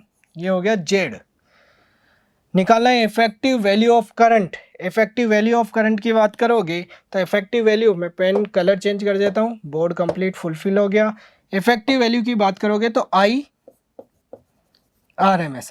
कितना होता है I0/√2। तो I0 निकालने के लिए, I0 डायरेक्ट नहीं है तो आप क्या निकाल सकते हो V0/R, ये निकाल सकते हो। V0 कितना दिया हुआ है 70, यही है। R कितना है बेटा 50√2, तो ये कट, तो 7/5√2, चाहे तो √2 से ऊपर नीचे मल्टीप्लाई करके भी सोल्व कर सकते हो एम्पियर, ये आंसर आएगा। अब नेक्स्ट बात करते हैं सेक्शन डी। सेक्शन डी जो है वो है आपका 5 मार्क्स वाला क्वेश्चंस, ठीक है। अब सेक्शन डी की बात करो तो section D define the coefficient of self inductance. तो define of coefficient of self inductance की बात करोगे तो कोफिशिएंट ऑफ सेल्फ इंडक्टेंस मैंने कहा था, क्या कहा था बेटा, कोफिशिएंट ऑफ सेल्फ इंडक्टेंस की बात करोगे तो यहाँ पे जो बात हुई थी सेल्फ इंडक्टेंस की डेफिनेशंस की बात करोगे तो एक करंट खुद की चेंज हो तो वो तो थी सेल्फ इंडक्टेंस। उसमें क्या था, it is the phenomena of productions of induced current and induced EMF कब, when current changes itself of the circuit, right. और यहाँ पे बात करोगे तो उसमें क्या आया था, flux is directly proportional to the current. जैसे ही प्रोपोर्शनल साइन को रिमूव करोगे तो LI, तो L इक्वल्स टू कितना हो जाएगा 5/I, यही होगा। जैसे ये 5/I की बात होगी बेटा तो यहाँ पे I, if I is equals to 1 ampere then L is equals to 5, यही ले सकते हो। अरे यही लोगे L इक्वल्स टू 5, यानी कि क्या हो गया आपके पास, इफ करंट इन दी, क्या लोग हैं सोलेनॉइड इज या coil is 1 ampere then self inductance is equals to change in magnetic flux, ठीक है। या आप ऐसे बोल सकते हो the self inductance is defined as a magnetic flux if the current in the coil is 1 ampere. Next है obtain expression for self inductance of a long solenoid L cross section area. मैंने कहा था ये important derivation से बेटा, यहाँ पे self inductance मैंने कहा था या तो म्यूचुअल इंडक्टेंस वाला कोएक्सियल वाला डेरिवेशन आएगा या सेल्फ इंडक्टेंस वाला आएगा। तो सेल्फ इंडक्टेंस की बात करते हैं, यहाँ पे उसी का पार्ट है, मैं नेक्स्ट पेज पे सोल्व कर दूं, ठीक है। यहाँ सोल्व करते हैं अपन, इससे पहले वाला क्वेश्चन ही सोल्व कर रहे हैं अपन, ये वाला। तो इसमें शॉर्ट में सोल्व करता हूँ, क्या होगा वहाँ पे सोल्व करोगे तो ये डेरिवेशन सेल्फ इंडक्टेंस वाला, ये है करंट फ्लोर, ये I, लेंथ है L, cross section area A, ठीक। तो यहाँ पे क्या लोगे बेटा, पहले magnetic field due to solenoid कितना होगा, magnetic field due to solenoid की बात करोगे तो B इक्वल्स टू μ0 Ni/L, यही होगा।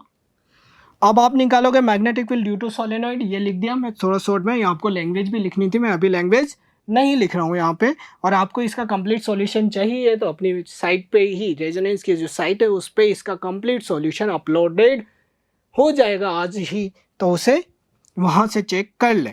यहाँ पे निकालोगे change in magnetic flux. Magnetic flux का फॉर्मूला होता है BNA, ये होता है बेटा कोस थीटा। ये थीटा तो क्या हो गया, इसमें बात करोगे तो ये एरिया वेक्टर, इसका एरिया वेक्टर कहाँ होगा, इधर, ये कॉइल है तो एरिया वेक्टर इधर ही होगा, और मैग्नेटिक फील्ड भी कहाँ आता है सोलेनोइड के लिए, इधर ही। तो थीटा कितना हो गया यहाँ पे, इस पूरे की वैल्यू थीटा इक्वल टू 0, तो ये हो गया 1। तो फाई कितना हो गया, बी की वैल्यू ऊपर से पुट करो, म्यू नॉट ये n a I upon L, ये फ्लक्स हो गया। फ्लक्स होने के बाद आपको निकालना है क्या, self inductance. L is equal to कितना होता है 5/I, तो एल इज इक्वल टू 5 की वैल्यू कितनी हो गई, mu naught n square AI/L, और ये I से I कट, तो सेल्फ इंडक्टेंस कितना हो गया, mu naught n square A/L। This is the final answer. बस आपको स्टेप्स लिखनी थी इसमें, तो ये थोड़ा लार्ज हो जाता, निकालना कुछ नहीं था। मैग्नेटिक फील्ड निकालो, उससे फ्लक्स निकालो, और फिर सेल्फ इंडक्टेंस आप डायरेक्ट फाइंड कर सकते हैं। फिर इसी का जो सेकंड पार्ट है, calculate the self inductance of a coil using the following data, obtain an AC source of frequency. ये फ्रीक्वेंसी दी हुई है आपके पास, DC source is applied the coil, और सेकंड केस दिया हुआ है डीसी सोर्स का। इस क्वेश्चन की बात करें बेटा, इसमें देखो सेल्फ इंडक्टेंस की बात कर रहे हैं, आपको लाना है क्या, सेल्फ इंडक्टेंस। तो सेल्फ इंडक्टेंस का मतलब एल फाइंड करना। अब एसी सोर्स का मतलब आपको किस चैप्टर में चले जाना था, अल्टरनेटिंग करंट में। तो अल्टरनेटिंग करंट में आपको पता है एक्सएल इक्वल टू कितना होता है, ओमेगा एल, अरे ये होता है। तो यहाँ से एल इज इक्वल टू कितना हो गया, एक्सएल अपॉन ओमेगा। अब देखो आपकी बात करें यहाँ पे, ये एक्सएल अपॉन, अब इस ओमेगा को आप क्या लिख सकते हो, 2πf, क्योंकि फ्रीक्वेंसी यहाँ पे हर्ट्ज में दी हुई है, न कि रेडियन पर सेकंड में। अब आपको निकालना क्या है यहाँ से, एक तो एक्सएल की वैल्यू निकाल लें, और एक ओमेगा 2πf, ओमेगा की वैल्यू भी अलग निकाल लो। मैं यहाँ पे अलग अलग वैल्यू निकाल लेता हूँ। Omega equals to 2πf direct put कर दूंगा, ये 2π, और f की वैल्यू कितनी है बेटा 200 अपॉन पाई, ये पाई से पाई कट 400, ये आई रेडियन पर सेकेंड, ये तो आ गई ओमेगा। और एक्सएल की बात करोगे तो हर जगह अलग अलग आएगा। एक्सएल, एक्स का मतलब रेजिस्टेंस होता है, तो R is equal to V/I, और V कितना दिया हुआ है आपके पास, फर्स्ट केस में 3/0.5 यही है, तो ये हो गया 30 यानी कि 6 ओम। तो यहाँ पे पुट कर दोगे तो ये कितना आ जाएगा बेटा, फर्स्ट केस में L एक्सएल आया है आपके पास 6/2πf 400, आप कट कर दें, ये सेल्फ इंडक्टेंस हेनरी में आ गया। ऐसे ही आप L2 की बात करोगे, ये L1, L2 की बात करोगे तो L2 कितना होगा, L2 निकालोगे तो L2 में भी वापस एक्सएल की वैल्यू फाइंड करो अगेन, मैं इधर फाइंड कर देता हूँ। एक्सएल टू कितना होगा 6/1 दैट इज 6 ओम, तो ये हो गया 6 और ओमेगा एल तो एक ही बार निकाल लिया आपने, वही 400 हेनरी। L3 लोगे तो इसमें B 1.5/9 मतलब 9/1.5 यानी कि 6, वापस अगेन 6/400 हेनरी। ठीक है, इस तरीके से आपको इक्वेशन सोल्व करना था, ऐसे वाले चैप्टर में जाते सोल्व हो जाता। नेक्स्ट इसी के और वाले पार्ट की बात करोगे तो और में दिया हुआ है help of level diagram describe the principle working and working of the generator. Generator की बात करोगे, डायग्राम आपको सबको पता है डायग्राम क्या होगा इसका, अभी तो मैं रफली बना देता हूँ। ये नॉर्थ पोल, ये साउथ पोल, इसके अंदर आपको एक कॉइल प्लेस्ड करनी थी, ये इसमें मैं रफली डायग्राम बना रहा हूँ। इसका कंप्लीट सॉल्यूशन साइड पे हो गया, मैं अभी कैलकुलेशन वाले पार्ट्स को आपको एक्सप्लेन कर देता हूँ। इसमें यहाँ पे कम्यूटेटर्स यूज़ होंगे, स्लिप रिंग्स कनेक्ट करोगे, ठीक है, ये एक्सिस से रोटेशन होगा। तो मैं इसके पार्ट्स जो डेरिवेशन है प्रिंसिपल, एक तो सबसे पहले प्रिंसिपल की बात करें तो ये किस प्रिंसिपल पे वर्क करता है, ये वर्क करेगा किस प्रिंसिपल पे बेटा, कौन से चैप्टर में, EMI में तो ये इलेक्ट्रोमैग्नेटिक इंडक्शंस पे ही वर्क करता है, it is based on electromagnetic inductions. ठीक है, वर्किंग यहाँ से दिख ही रही है, जैसे ही आपको दिखने का मतलब ये कि आप रोटेट करोगे तो यहाँ पे क्या होगा, फ्लक्स चेंज होगा, फ्लक्स चेंज होने से इसमें induced current, induced EMF produce होगा। अब उसके लिए इन्होंने डेरिवेशन भी बात की है, एक्सप्रेशंस। तो आपको कुछ नहीं करना, यहाँ क्या चेंज हो रहा है, मैंने आपसे बोला था जब भी आपको इस तरीके से ईएमएफ निकालना है तो ईएमएफ होता है यहाँ पे according to Faraday's law D phi by D T. तो फाई में होता है B N A cos theta, तो उस टर्म्स में जो चेंज हो रही है उसकी बात करेंगे। तो यहाँ ये जब रिवॉल्व करेगा रेगुलर ऐसे तो मैग्नेटिक फील्ड के साथ, क्योंकि बी इधर और ये रिवॉल्व करेगा तो इसका थीटा कंटिन्यूसली चेंज होगा। तो थीटा यानी कि angular speed is equal to theta by T, theta is equal to omega T. कोई डाउट नहीं होगा ना, क्योंकि angular velocity equal to angular displacement upon time होता है। आपको थीटा आ गया तो magnetic flux is equal to B N A cos theta, तो ये कितना हो गया, B N A cos omega T. ये हो गया आपका मैग्नेटिक फ्लक्स। आपको इंड्यूस्ड ईएमएफ निकालना है तो according to Faraday law minus D phi by D T, इसका फ्लक्स कोस थीटा का कितना होता है बेटा, माइनस साइन थीटा, तो माइनस माइनस तो प्लस हो गया, बी एन ए और ये ओमेगा कहाँ आ जाएगा बाहर, ये साइन ओमेगा टी। ये होता है डिफ्रेंशिएशन। तो ये तो हो गया ईएमएफ, और करंट निकालोगे तो ई बाई आर, तो ये पूरी टर्म्स वहाँ पुट कर दो और इसको आर से डिवाइड कर दो तो करंट आ जाएगा। ठीक है, अब यही नेक्स्ट इसी के सेकंड पार्ट को यही बात कर लेते हैं, जनरेटर की बात कर रहे हैं तो उसी से रिलेटेड फॉर्मूले यूज होंगे। नंबर ऑफ टर्न्स दिए हुए हैं, मैं कलर चेंज कर देता हूँ ताकि आपको कोई परेशानी ना हो सॉल्यूशन में। ये हो गया number of turns, N H of wire इतने metre square, that is the area, the resistance this is R, coil rotating in a magnetic field B, and perpendicular axis of rotation constant angular speed omega is also given, radian पर second, right. या minute में होता तो second में change करते, अभी केवल second में दिया हुआ है तो कोई दिक्कत नहीं है। Maximum EMF generated and power dissipated in the coil, maximum EMF generated, maximum EMF की बात करोगे तो ईएमएफ का फॉर्मूला ये रहा, और इस साइन थीटा को कितना मान लोगे, साइन ओमेगा टी को 1, क्योंकि मैक्सिमम इसके लिए वैल्यू कितनी होगी साइन की, 1 ही होगी। तो 1 होगी तो आपके पास ये फॉर्मूला हो गया E M F equals to B N A omega. तो ई एम एफ बी की वैल्यू आपके पास 0.8 सब दिया हुआ बेटा। नंबर ऑफ टर्न्स यहाँ देखे थे सबसे पहले 100 यही था, into cross section area 0.5 into omega यही था 60। आप सोल्व करोगे तो ई एम एफ फाइंड कर लेना, और सेकेंड निकालना है क्या, जनरेटेड पावर, पावर का फॉर्मूला बात करोगे तो कितना होगा, ई स्क्वायर बाई आर। तो ई यहाँ से फाइंड हो जाएगा वोल्ट में, और आर आपके पास दिया हुआ है, मैंने लिखा है ये ना 100 ओम, डिवाइड करोगे आपके पास आंसर आ जाएगा। कोई डाउट नहीं। अब मैं complete 1 by 1 every question solve कर रहे हैं, तो चलते चलें सोल्व करते चलें।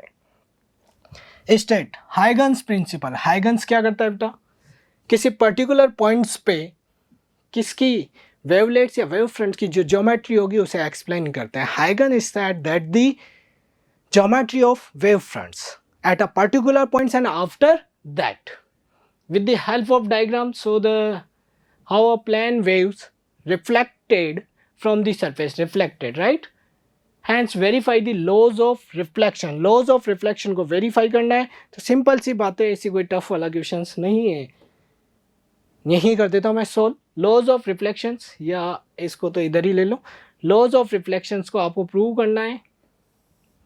मैंने स्टेट बोल ही दिया है। हाइगन्स प्रिंसिपल क्या है, पहले Huygens principle, Huygens gives the geometry of the wave fronts at a particular points and after that, और इन्होंने बोला था इसमें कि जो भी सोर्स के थ्रू वेवलेट्स जनरेट होगी वो प्राइमरी वेवलेट्स होगी, वेव फ्रंट्स होगी, उस वेव फ्रंट पे जो प्राइमरी वेव फ्रंट है behaves as a source for secondary wave front and particles vibrate on its cell position, particle does not move one place to another place, only energy transfer, and ray is always perpendicular to the wave front, right।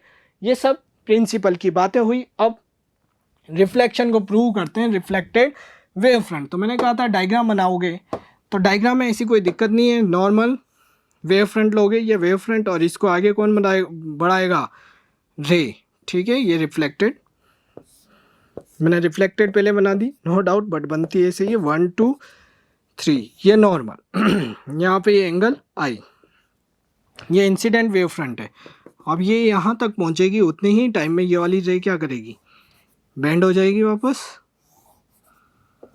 तो ये हो गया 1 days, ये straight है बेटा ना, 2 days and 3 days, ये angle हो गया आर, ये नॉर्मल, एंड डेज, ठीक, ये एंगल 90 डिग्री। अब क्या होगा यहाँ ध्यान दें, पहला तो लिख दो डायरेक्ट, ये डिस्टेंस कितनी होगी, मीडियम सेम है तो, और स्पीड ऑफ लाइट एयर की बात कर रहे हो तो ct, तो ये वाली डिस्टेंस भी कितनी होगी ct, इनका नाम दे देता हूँ मैं a b, ये हो गया a dash and b dash. तो डायरेक्ट लिख दोगे according to diagram the incident wavelets या wave front and reflected wave front and normal n and n dash lies on a same plane, ये एक ही plane है xy, ठीक है।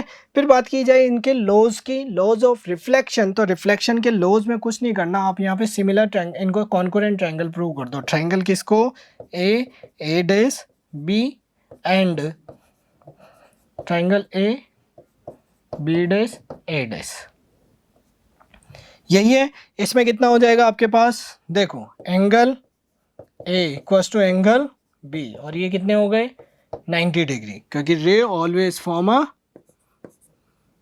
Perpendicular, ray always perpendicular to the wave front. फिर second बात की जाए, ये एंगल आई और एंगल आर लाना है, तो ये आपके पास कॉमन साइड है b a dash b a dash, this is the common,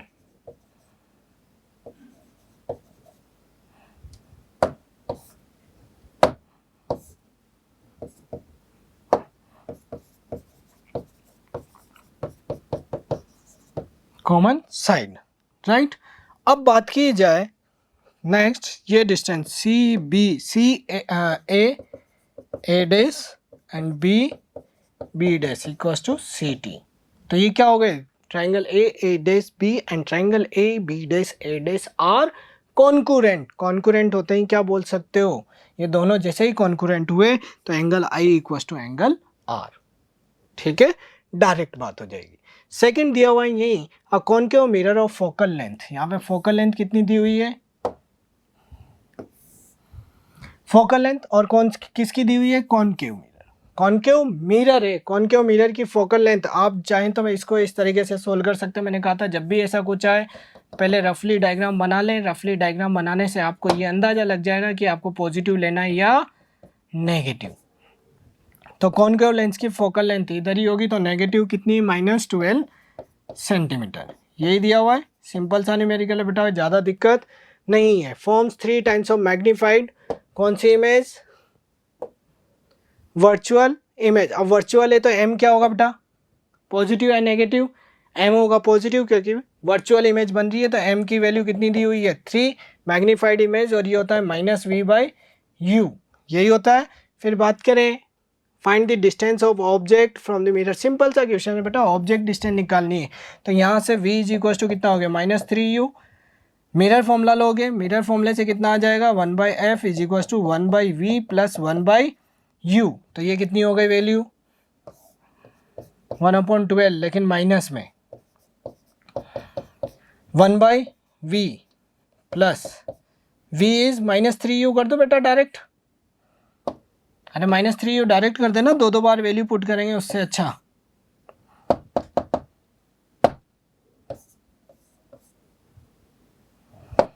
तो ये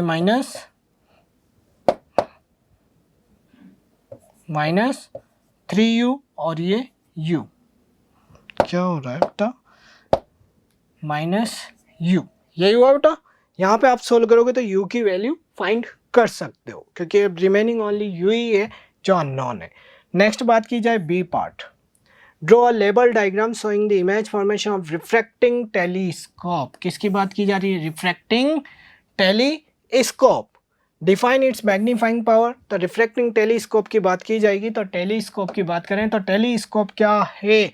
देखो, रिफ्रैक्टिंग टेलीस्कोप,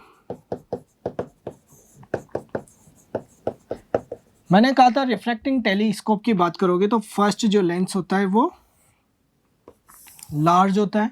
और टेलीस्कोप कहाँ यूज़ होता है? इन्फिनिट पे जो ऑब्जेक्ट्स है उसकी इमेज को फाइंड करने में आपके पास रिफ्लेक्टिंग टेलीस्कोप यूज़ होता है। तो जब ऑब्जेक्ट इन्फिनिटी पे है तो इमेज कहाँ बनेगी बेटा? ये ऑब्जेक्टिव लेंस, ठीक है, और उधर वाला होगा आईपीस लेंस। इमेज कहाँ बनेगी? फोकस पे। ये ऑब्जेक्टिव है इसलिए ओ नाम दे देते हैं। तो ओ नाम देने का मतलब ये हो गया, जब इमेज इन्फिनिटी पे तो लाइट्स कैसे आएगी? Parallel to each other. ये कहाँ बेंड हुई? इमेज बनेगी यहाँ पे, ए डैश बी डैश। और ये इमेज किसकी तरह काम करेगी? Object for eyepiece lens. और वो आईपीस क्या होता है? साइज में छोटा होता है आईपीस। तो यहाँ से रे ये इंसिडेंट होगी, इधर हो गया इसका एफ ई और ये एफ ई। इसको इस तरीके, ये मूवेबल होता है, इस तरीके से मूव करते हैं कि ये जो ऑब्जेक्ट है इसके लिए, इसकी इमेज, इसका ऑब्जेक्ट किस पे आ जाए? Between F E and optical centre O dash. तो ये रे इधर ट्रांसफ़र होगी, ये इधर ट्रांसफ़र होगी, ये इधर नहीं मिलेंगे। जहाँ पे भी इस साइड जाके ये मीट होते हैं वहीं आपकी फाइनल इमेज फॉर्म होगी, A double dash and B double dash. ठीक है, ये कंप्लीट इसका डायग्राम। बस इसमें इमेज फॉर्मेशंस और ये तो हो गई इसकी ऑब्जेक्ट इमेज फॉर इमेज, और इसी को आपको एफ नॉट भी लिख सकते हो। और ये हो गई इसकी यू ई ऑब्जेक्ट डिस्टेंस, और ये हो गया वी ई। ठीक, और क्या लिखना था बेटा इसमें?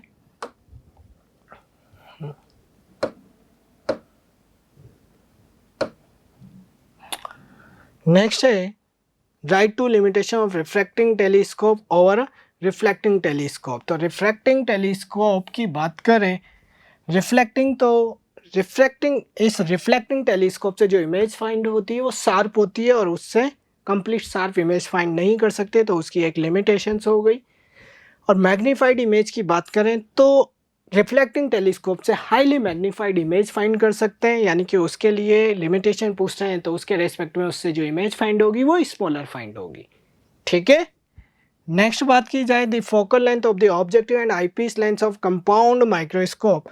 यहाँ पे दिया हुआ है कंपाउंड माइक्रोस्कोप की बात करोगे, ऑब्जेक्टिव एंड आईपीस लेंस और focal length, that is F objective F not and F E. Find the length of the microscope for obtaining the magnification 30, और एम दिया हुआ है। तो सिंपल सी बात है, एम का फॉर्मूला कितना हो जाएगा बेटा? एम इज इक्वल्स टू कितना लगेगा? डायग्राम में से बना के दिया हुआ था, M is equals to minus L not upon F E, F not 1 plus D by F E. ये फॉर्मूला आपके पास दी हुई थी वैल्यू, और मैग्निफिकेशन एम भी दिया हुआ है, और एम कितना दिया हुआ है? 300। तो 300 minus L upon F not is 1 centimeter, that is 1 plus d is 25 centimeter, और f is 2.5 centimeter। Overall values in centimetre में है, इसलिए आपको चेंज करने की कोई ज़रूरत नहीं है। सॉल्व करोगे आपके पास आंसर आ जाएगा, केवल आपको फॉर्मूला रिमेंबर होना नेसेसरी है। और इससे पहले शायद उसकी मैग्नीफाइंग पावर भी पूछी गई थी, क्वेश्चन अपन ने पढ़ते समय कुछ मिस्टेक की। 25 यहाँ पे बेटा इसमें showing the image formation reflecting, define the magnifying power। magnifying power का मतलब क्या होता है? Angle subtended by the m is equal to beta upon alpha. और बीटा क्या है? मैग्नीफाइंग पावर या angular magnification is defined as the angle subtended by the image on the eye to the angle subtended by the object. Alpha object का angle है, beta image का angle है, on the eye when object is placed at minimum vision positions, right. इसको define कर भी रखा है वैसे मैंने, ये इसका आंसर। नेक्स्ट बात की जाए question number 33, use Gauss law obtain the expression for electric field due to the infinitely long thin मैंने कहा था इलेक्ट्रोस्टैटिक्स में या तो कूलॉम्स लॉ के एप्लीकेशंस पे मेजर क्वेश्चंस होगा या डाइपोल पे। तो डाइपोल से रिलेटेड क्वेश्चंस तो एमसीक्यू में हैं। तो यहाँ पे किससे रिलेटेड बात की गई बेटा? गॉस थ्योरम से। तो गॉस थ्योरम को यूज़ करते हुए आपको इन्फिनिटली थिन शीट, मैंने कहा 3 डेरिवेशन में से एक आएगा, वायर, शीट एंड स्पेयर। तो यहाँ पे वायर से रिलेटेड क्वेश्चन पूछा गया है। इजीली ये लीनियर चार्ज डेंसिटी लैम्बडा दिया हुआ है, तो इसको सोल्व करते हैं। स्पेस यही सोल्व कर लेते हैं, कुछ नहीं है, सिंपल सी बात करेंगे। मैं कलर चेंज करके सोल्व करता हूँ, या एक न्यू स्लाइड ले लेता हूँ आपके डेरिवेशन के लिए, क्योंकि लीनियर चार्ज डेंसिटी है। तो ये न्यू स्लाइड्स देखो, ये सीट वायर की बात कर रहे हैं, ये वायर, इसमें पॉजिटिवली चार्ज है। तो यहाँ पे क्या लेना होगा? Gaussian surface. तो गॉसियन सरफेस कैसे लोगे वायर के लिए?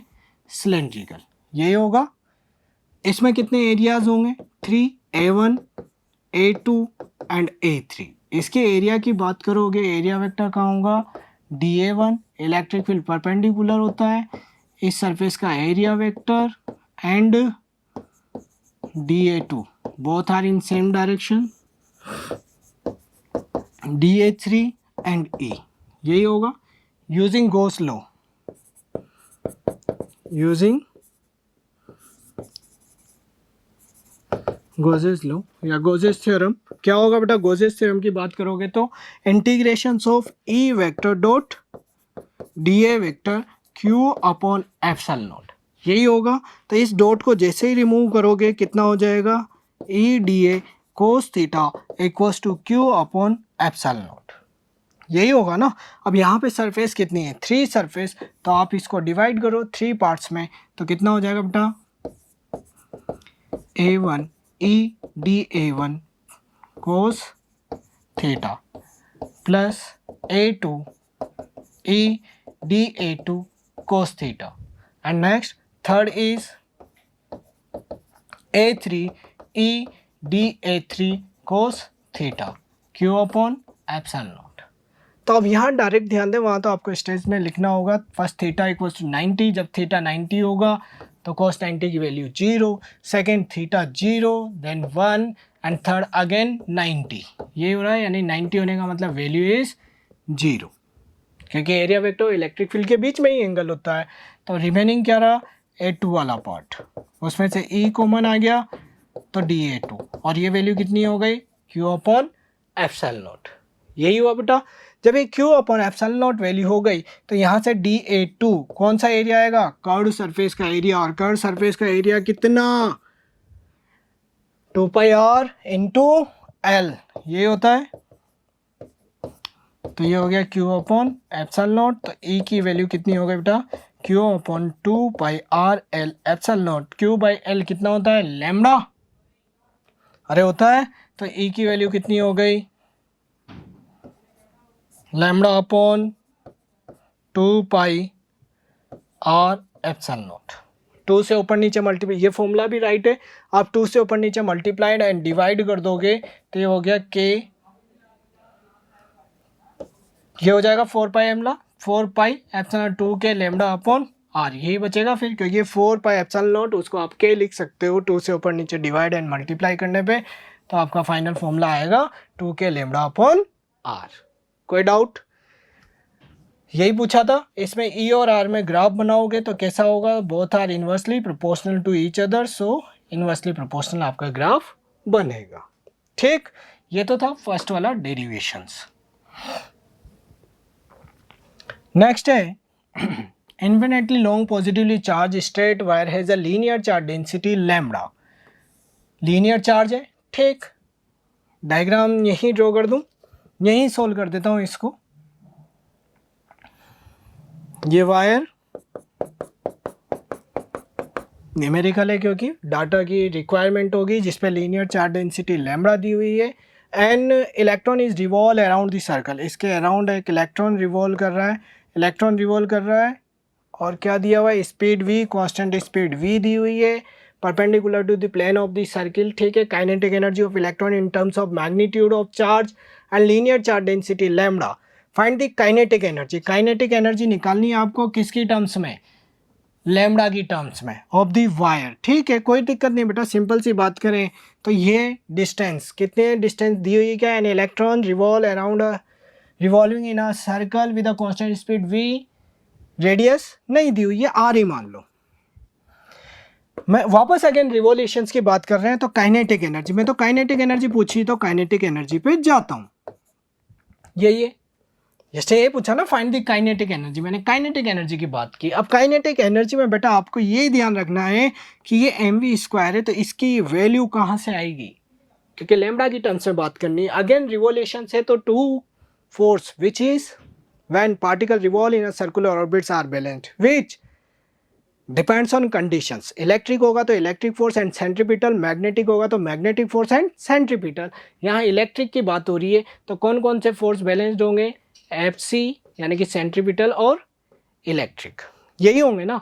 FC का फॉर्मूला कितना होता है, mv²/r। अब FE इलेक्ट्रिक फोर्स, दो चार्ज होंगे तो K/Q1/Q2/r², लेकिन यहाँ रिवॉल्व कर रहा है तो इलेक्ट्रिक फील्ड, इसके इलेक्ट्रिक फील्ड में ये रिवॉल्व कर रहा है तो यहाँ पे वायर्स के सराउंडेड r डिस्टेंस पे कोई चार्ज पार्टिकल्स QE इलेक्ट्रॉन है तो कितना हो जाएगा, F=QE। अरे होता है QE, QE की जगह E, Q की जगह कौन आ गया, इलेक्ट्रॉन। और electric field due to wire कितना होगा, mv²/r = ये E, और E की वैल्यू कितनी आएगी, 2k λ/r, यही होगा। ये r से r कट, ये वैल्यू किसकी आएगी, mv²/r की वैल्यू कितनी आ गई, mv² की 2k λ/e, मैं यहाँ पुट कर दूँ mv² की वैल्यू 2k λ और e अपॉन ये 2, ये कट, तो काइनेटिक एनर्जी कितनी आ गई, k λ/e। लैम्डा की फॉर्म में बात कर रहा था, linear charge density lambda on the wire, right. अब यहाँ बात कर रहा है next, draw the graphs kinetic energy as a functions of linear charge density. तो यहाँ पे ध्यान दो, kinetic energy and lambda both are directly proportional. जब डायरेक्टली प्रोपोर्शनल है तो ग्राफ कैसा होगा, यही होगा, ठीक है। तो जब भी सर्कुलर पाथ की बात आ जाए बेटा तो दो फोर्स आपको बैलेंस्ड करने होते हैं, उससे इजीली आंसर्स आ जाते हैं। एक तो ऑलवेज सेंट्रीपिटल होगा, नेक्स्ट पे ही आपको कंसंट्रेट करना है कि क्या फाइंड करना है और किससे क्या डाटा दिया हुआ है। नेक्स्ट बात की जाए, consider to identical point charge located at point 0,0 and A,0। क्या बोला है बेटा इसमें, मैं पेन चेंज कर देता हूँ कलर, देखो इन्होंने बोला है 2 पॉइंट चार्ज, ठीक, चेंज किया था। बात करें Q and identical charges that is both are same, two identical point charges located at 0,0, coordinate axis की बात करोगे तो 0,0 and second A,0, that is this distance is A and first is there point on the line joining which is electric field is 0। हो सकता है electric field 0 कब होगा, जब लाइक चार्जेस है तो बिटवीन चार्जेस, अनलाइक होते तो आउटसाइड ऑफ द चार्जेस। अभी लाइक चार्जेस है तो बिटवीन, और बिटवीन कहाँ आएगा, जब इक्वल मैग्नीट्यूड के चार्ज हैं तो सेंटर में, क्योंकि ये फोर्स यहाँ पे यूनिट पॉजिटिव टेस्ट चार्ज होगा, ये इधर होगा, इसके थ्रू चार्ज उधर होगा, तो इसका आंसर कहाँ आएगा, at mid point between charges, ठीक है। नेक्स्ट बात करें, is there a point on the line joining them at which electric potential is 0। Electric potential की बात कर रहा है बेटा, इलेक्ट्रिक पोटेंशियल इस वाले केस में तो 0 नहीं होगा, क्योंकि पोटेंशियल किसका काम करता है, V1 प्लस V2, और ये हो गया KQ/R। R का मतलब फॉर्मूला है, यहाँ पे A/2 लोगे तो ये KQ/R, ये भी A/2 लोगे तो भी ऐड होगा बेटा। पोटेंशियल 0 होने के लिए अनलाइक चार्ज होने जरूरी है, आप आउटसाइड लोगे तब भी दोनों समी होंगे, तो अनलाइक चार्जेस होंगे तभी पोटेंशियल 0 हो सकता है, अदरवाइज पोटेंशियल 0 नहीं होगा, क्योंकि यहाँ पे KQ/R रखते हो तो ये Q साइन के साथ लेना होता है, तो एक पॉजिटिव होगा और एक नेगेटिव होगा, then condition generated, that is the potential will be 0. If like charges, that is both are positive, both are negative, then potential at anywhere we don't find the 0, 0 potential find नहीं होगा। Next question इसी का है, इसी से related, state the significance of negative value of electrostatic potential. जब भी negative value of electrostatic potential energy of a system of charges की बात करोगे तो नेगेटिव का मतलब क्या होता है? हर जगह मैंने बोला है जब भी नेगेटिव का बात होगी यहाँ पे तो अट्रैक्शन फोर्स को ही रिप्रेजेंट करता है। तो नेगेटिव वैल्यू जो है वो किसको रिप्रेजेंट करेगी बेटा? यहाँ पे अट्रैक्शन फोर्स। ठीक, थर्ड बात नेक्स्ट दिया हुआ है कॉर्नर इक्विलेटरल ट्राइंगल्स। इस टाइप के अपन ने बहुत सारे क्वेश्चन किए हैं। इक्विलेटरल ट्राइंगल तो every angle will be 60 degree if required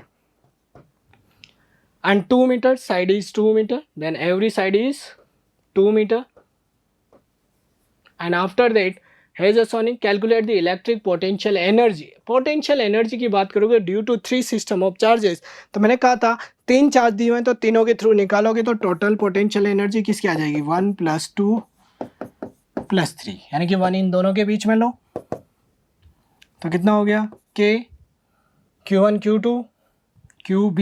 मैं डायरेक्ट ऐसा करता हूँ, इसको अभी तो QA लिख देता हूँ, इसको QB upon 2 KQ1 Q2 upon R metre में ही है, मीटर में ही है।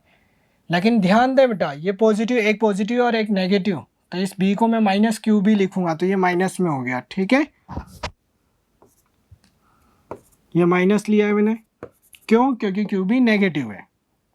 अभी बाद में वैल्यू पुट कर देंगे, ये पॉजिटिव है पॉजिटिव, ये पॉजिटिव है तो पॉजिटिव। अब इन दोनों के बीच में ले रहा हूँ मैं, ये 1 वाला है, ये 2 वाला लूँगा, ये 3 वाला लूँगा। ठीक, 2 K QA पॉजिटिव है, QB भी पॉजिटिव है और इनके बीच की डिस्टेंस 2। थर्ड बात करें K इन दोनों के बीच में, ये नेगेटिव वो पॉजिटिव, तो यहाँ पे वैल्यू पॉजिटिव की जगह क्या आएगा बेटा? Negative QB QC upon 2।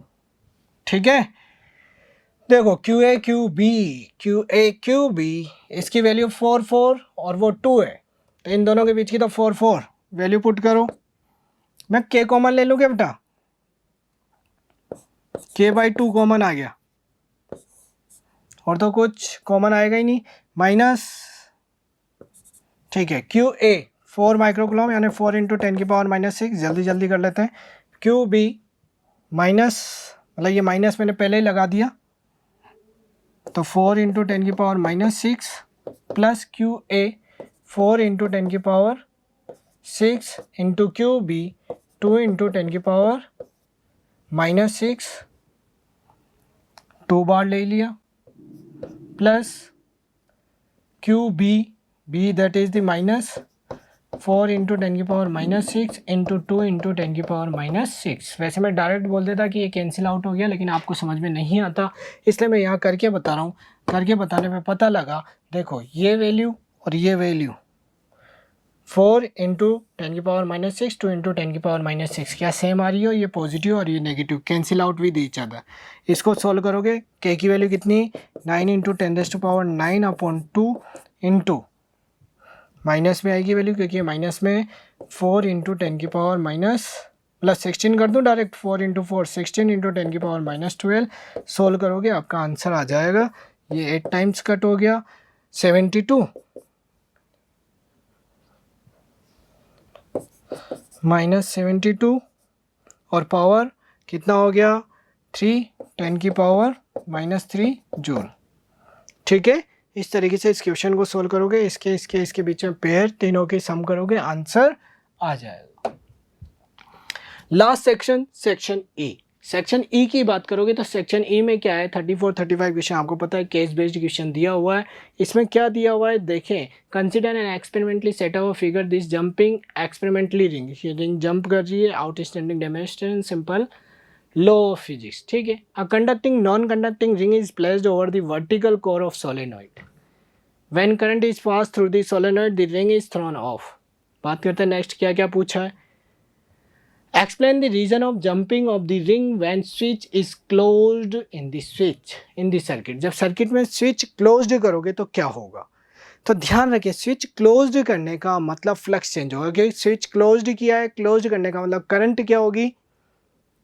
Decrease, यानी कि फ्लक्स चेंज होगा। फ्लक्स चेंज होगा तो लेंज लो क्या करेगा, उसका अपोज करेगा। मैंने कंप्लीट लैंग्वेज में लिखा भी वैसे, switch is closed, current passing through this solenoid, magnetic flux वही होगा, स्विच क्लोज्ड होगा, क्लोज करने का मतलब करंट क्या होगी, पास होगी, पास होगी तो magnetic flux is changes, magnetic flux change होगा, चेंज होगा तो फेराडे लॉ के अकॉर्डिंग करंट इंड्यूस्ड होगी, और इंड्यूस्ड होगी तो फिर क्या होगा, direction of current according to Lenz law opposite होगा, appears to magnetic flux produced in the solenoid, so jumping immediately when switch is closed, जैसे क्लोज करते हो वो immediately जंप करेगा।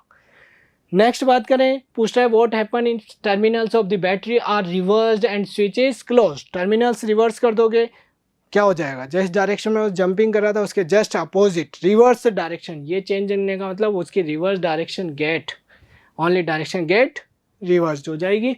नेक्स्ट दिया हुआ है explain the two laws with the help of understanding this phenomena, कौन कौन सा लॉ लेते हैं, एक तो फेराडे लॉ और एक लेंज लॉ, ठीक है, Faraday law for electromagnetic induction and Lenz law for directions, and briefly explain, और वाला पार्ट भी अपन को सोल्व करना है। एक्सप्लेन मतलब आपको तो पेपर में सोल्व नहीं करना था, बट किसी ने ही किया हो तो उसका आंसर क्या आएगा, मैं एक्सप्लेन कर देता हूँ। Ways to increase the strength of magnetic field produced by the given solenoid, various ways, किस किस से कर सकते हैं, क्या क्या आता है उसमें।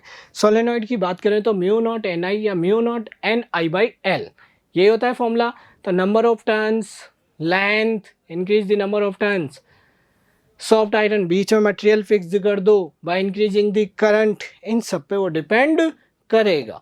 नेक्स्ट बात की जाए 35, question number 35, last question of the paper, ठीक है। बात की जाए figure shows the variations of photo electric current measured in a photo cell circuit as a functions of potential difference between the plates photo cell when light beams A B C D, दी हुई है 4 beams, different wavelength different है, incident on the photo cell, explain the given figures and answer the following options. First is which light B has the highest frequency, highest frequency किसकी होगी, यहाँ पे ये potential difference दिया है तो अरे किसकी होगी हाईएस्ट फ्रीक्वेंसी, मैंने कहा था 2 पॉइंट दिए थे आपको, frequency is related to the kinetic energy and stopping potential, यही था, and intensity is related to the emitted photo electrons. तो यहाँ पे बात कर रहा है हाईएस्ट फ्रीक्वेंसी, फ्रीक्वेंसी यानी कि highest potential, highest stopping potential किसका होगा, जो सबसे लास्ट में, और लास्ट वाली कौन सी है, बी, तो आंसर आएगा बी। वाई में लिख दो because it required the highest, या it has the highest stopping potential, so frequency highest for B.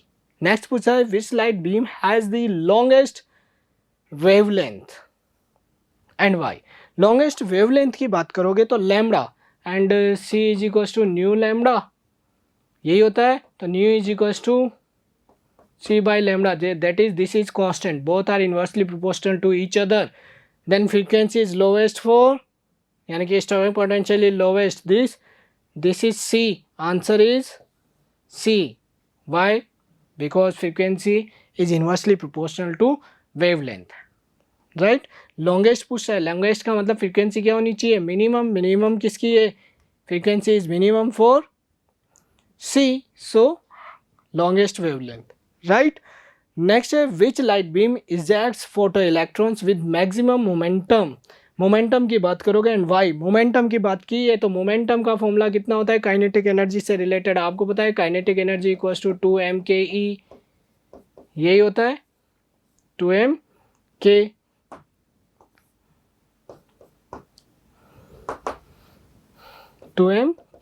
Kinetic energy, P equals to momentum equals to 2m/ke,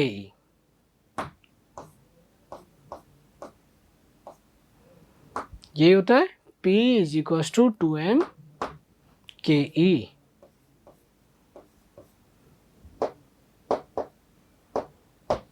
तो P is equals to 2m/ke। तो यहाँ पे ध्यान दो, मोमेंटम की बात कर रहा हूँ, directly proportional to kinetic energy है। अब काइनेटिक एनर्जी क्योंकि ये कांस्टेंट है, रूट के अंदर है लेकिन है तो वही, और मैक्सिमम चाहिए, तो काइनेटिक एनर्जी मैक्सिमम किसकी होगी, जिसकी फ्रीक्वेंसी हाईएस्ट होगी। मैंने अभी अभी बोला था कि frequency, stopping potential and kinetic energy depends on frequency, तो हाईएस्ट फ्रीक्वेंसी किसकी होगी? अगेन बी, तो इसका आंसर आएगा बी। और वाई में ये लिख दोगे, ये लिखने के बाद आप लिखोगे कि kinetic energy is maximum for the particles which has the maximum stopping potential, and maximum stopping potential here is B, so maximum momentum for B, right? यहाँ पे आके आपका इसका वैसे सॉल्यूशन, इसका और वाला पार्ट भी है, what is the effect on threshold frequency and stopping potential on increasing frequency of incident beam of light, justify your answer. Frequency increase करोगे बेटा तो थ्रेशोल्ड फ्रीक्वेंसी तो नेचर ऑफ द मटेरियल पे डिपेंड करती है, क्योंकि मटेरियल की ही से ही डिसाइड होगी कि उसके लिए मिनिमम फ्रीक्वेंसी कितनी होगी जिससे इलेक्ट्रॉन इमिट हो। तो थ्रेशोल्ड फ्रीक्वेंसी पे तो कोई इफेक्ट नहीं होगा, और स्टॉपिंग पोटेंशियल की बात करें तो चेंज होगा, क्योंकि frequency is directly proportional to the stopping potential. आप उसे इंक्रीज करोगे तो ये भी इंक्रीज होगी, ठीक है। इसके आंसर वैसे दिए हुए हैं कंप्लीट। यहाँ पे आके अपना 35 क्वेश्चंस जो थे, आपको तो खैर और वाले नहीं करने थे, बट किसी स्टूडेंट ने और वाले भी किए होंगे, तो मैंने कंप्लीट पेपर आपके सामने 1 by 1 every questions with explanations complete किया है। मैं होप करता हूँ कि आपका पेपर बहुत अच्छा हुआ होगा। रेजोनेंस आपके साथ है, आपके कैरियर के साथ है। आप रेजोनेंस के साथ जुड़कर अपने कैरियर को संवार सकते हैं। Best wishes for next exam.